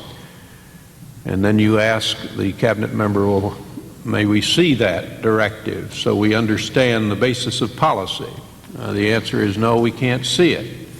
Congress does not have access to the National Security Decision Directive. I would not take the position that a president ought not to have the power to issue a National Security Decision Directive. There are appropriate circumstances. They do have to be used, it seems to me, with prudence and with restraint. And I'm beginning to think that we should require some kind of a reporting mechanism. Now, I haven't thought that entirely through as to just how that ought to be done.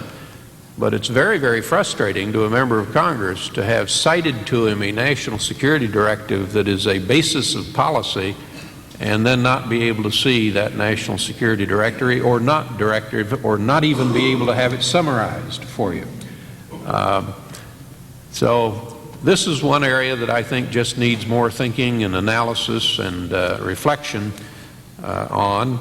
And I think a reporting mechanism of some kind to the intelligence committees, not to all members of Congress, ought to be looked at pretty carefully. Okay. One I would disagree with that.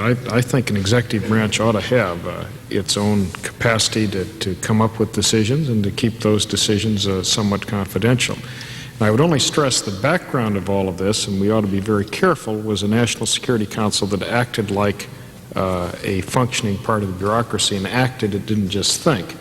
And that's a whole separate issue, but that aspect of acting, the Colonel North episode, was not based as much on NSDDs, as at least that we know of, as it was on what appeared to be a president kind of winking or an administration winking, saying, you go do it, Ali, you're a can-do kind of guy. And in that regard, the National Security Directive might well be a more refined restrainer of action than it is a compeller of action. And all I would say is the great plus of the National Security Directives is that it does require multi-institutional input in it, generally speaking, and it does require a kind of thinking through of policy that in some administrations doesn't always occur. And so I am all for the institution of having these directives, and I'm all for keeping them confidential. I might just add on that just the point. You know, the whole answer to the NSDD does not occur in the NSDD itself.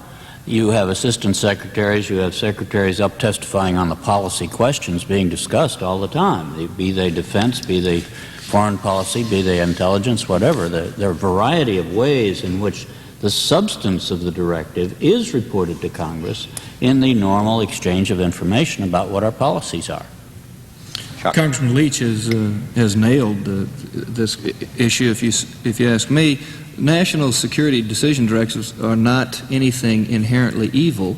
They are simply the President's instructions to his national security apparatus, his subordinates, his instruments for implementing national security policy. He can do it sitting around the table in the sit room if he wants to. And nobody would argue that those counsels and conversations should be taped and made public or provided to anybody. Or he can reduce them to writing in ways that reduce the amount of bickering and squabbling over turf and every other imaginable thing that might ensue afterwards if oral instructions were relied upon. These are simply the President's way of managing the national security apparatus. Why has there been such a dramatic increase in them during this administration, Chuck? Well, I will accept as true that statement. I don't know anything about previous administrations. I do know that the use of written instructions to the national security apparatus has been a commonplace of the executive branch, at least since the Truman administration. It may well be that the President finds this to be a good and useful management tool, and he uses it frequently. I don't see why that is some kind of reflection of any kind of cloak and dagger type of thing. It's just the President instructing his subordinates, which is a confidential enterprise. And to defend the President just briefly, every president has a different management style. This president wanted to have consensual decision-making as much as possible, in which the top cabinet departments came together in a focused kind of way, and it really fit his style.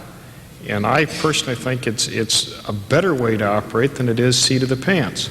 And I respect very much the effort that has gone into them. I differ probably as much as any Republican with the policies that have sometimes come forth. But that's very different than the institution of having these directives. And I think they are very positively done. I think Lee Hamilton, and then I think we'll have to wrap it up. I've never seen many NSDDs, but I think the key question here is, to what extent are these a statement of policy about which we don't know, or about which members of Congress don't know, or to what extent are they the detailed carrying out of that policy? If they are the latter, then I don't think Congress really has a right to ask for them. But if they are the former, if they are things that Congress has not been informed about in any way, then there's some question. But even if they are the former, if I could interrupt, it doesn't necessarily follow that Congress or anybody else has some kind of a right to the President's confidential instructions to his subordinates. If, let us say, it deals with a subject matter that is uniquely and irreducibly a presidential power, one that Congress cannot influence through legislation. For example, let's say the NSDD contains the terms of reference for negotiation of a particular kind of treaty or some treaty. Well, there's no doubt that negotiating treaties is a presidential power, uniquely and irreducibly.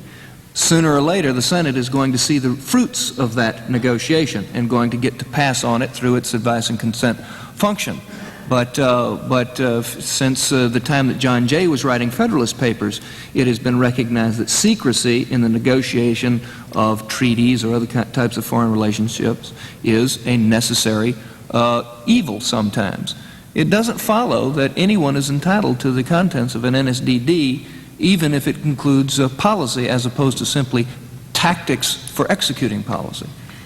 I think the distinction that has to be made is the distinction between implementation of foreign policy and formulation of foreign policy. If the National Security Directive is merely a management tool, as it's been described here, if it's merely a directive to let his subordinates know what the policy is, then I think I don't have any objection to it. And I think most national security decision directives fall into that category, may I say. On the other hand, if that national security decision directive is the manner in which the President is formulating American foreign policy, then he is using that national security decision directive to bypass the ordinary constitutional means of formulating American foreign policy in this country, and it is a mistake to use the National Security Decision Directive to formulate American foreign policy, because the Constitution presupposes that the formulation of American foreign policy is a shared power between the executive and the Congress. My impression is that the National Security Decision Directive is an appropriate instrument, but it has been used too frequently, its use is growing, and that it is clearly now getting into the area of policy formulation. And I think it therefore becomes a tool we have to look at pretty carefully. One last comment, Jim. Well, I think that distinction is very mischievous. I mean, all policies are combinations of formulations and implementations, and you cannot draw that distinction the way you've just had, Lee.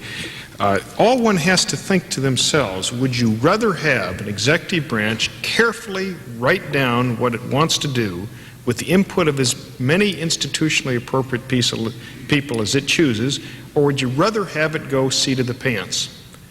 And if you think that it ought to go as carefully as possible, particularly with an executive that is somewhat diffident, I think one might say this administration is best off with a large number of national security directives, and this has been a very positive aspect of a Reagan kind of administration.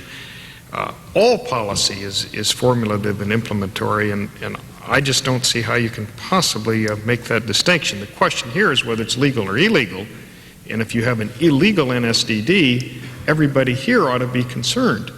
But that isn't what's at issue. Well, clearly we have difficulty coming up with any kind of a structure that can work, and clearly we have a lot of disagreements, but we do have, I think, one core here on this panel, and that is the recognition that we have a serious breach of trust that's occurred over a long period of time between the Congress and the executive, and that that is at the root of many of the problems, although many of them are endemic perhaps to a free society trying to cope with the balance between the right to know and the need to make things happen and to get things done.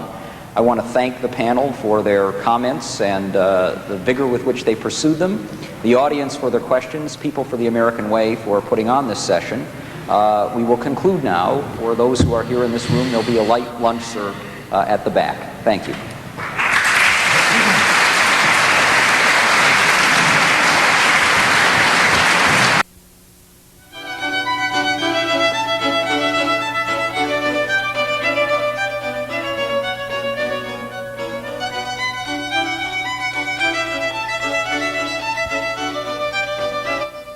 If you'd like more information on this program, you can write to People for the American Way at 2000 M Street Northwest, Suite 400, Washington, D.C., 20036.